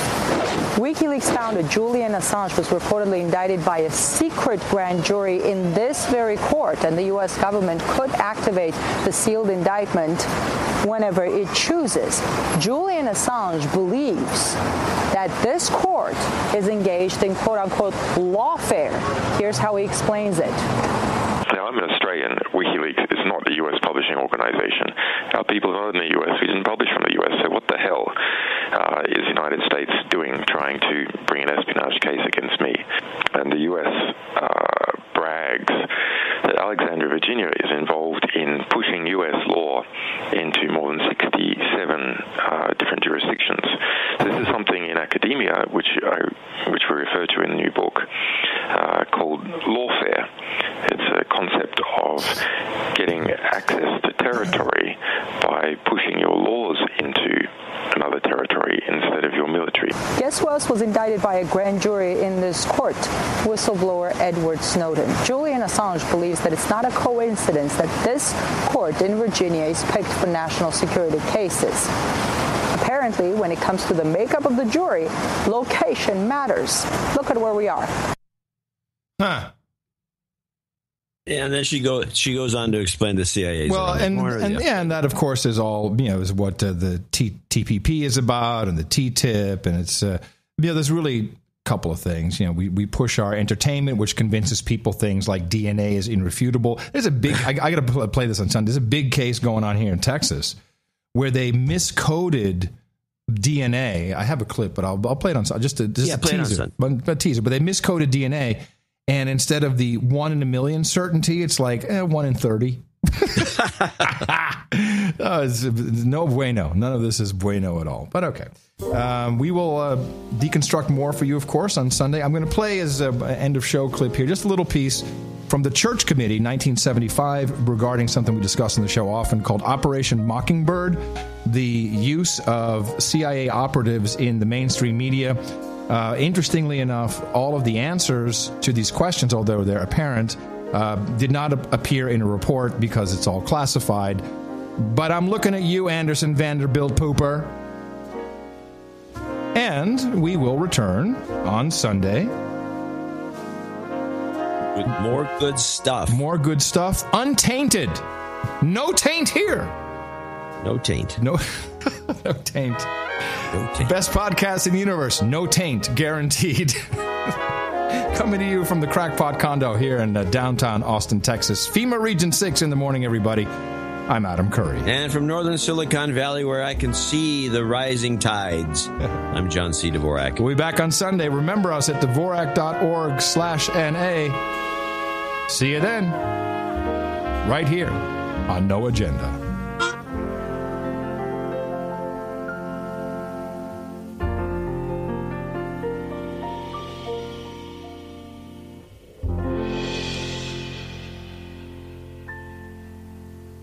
I thought that it was a matter of real concern that planted stories intended to serve a national purpose abroad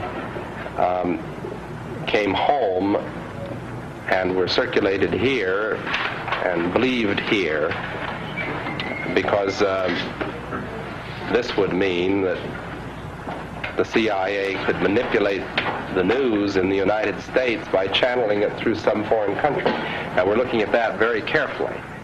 Do you have any people being paid by the CIA who are contributing to a major circulation American journal. We do have people who submit pieces to American journals. Do you have any people paid by the CIA who are working for television networks? This, I think, gets into the kind of getting into the details, Mr. Chairman, that I'd like to get into in executive session. Do you have any people being paid by the CIA who are contributing to the national news services, AP and UPI? Well, again, I think we're getting into the kind of detail, Mr. Chairman, that I'd prefer to handle in executive session. That's how we go. That's how we roll.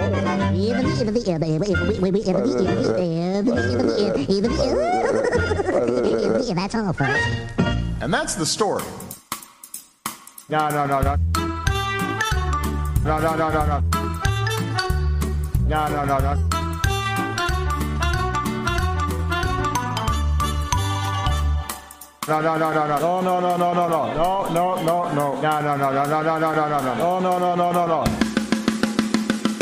Hey. Rubble on the double. We're all gonna die. Caliphate in Iraq.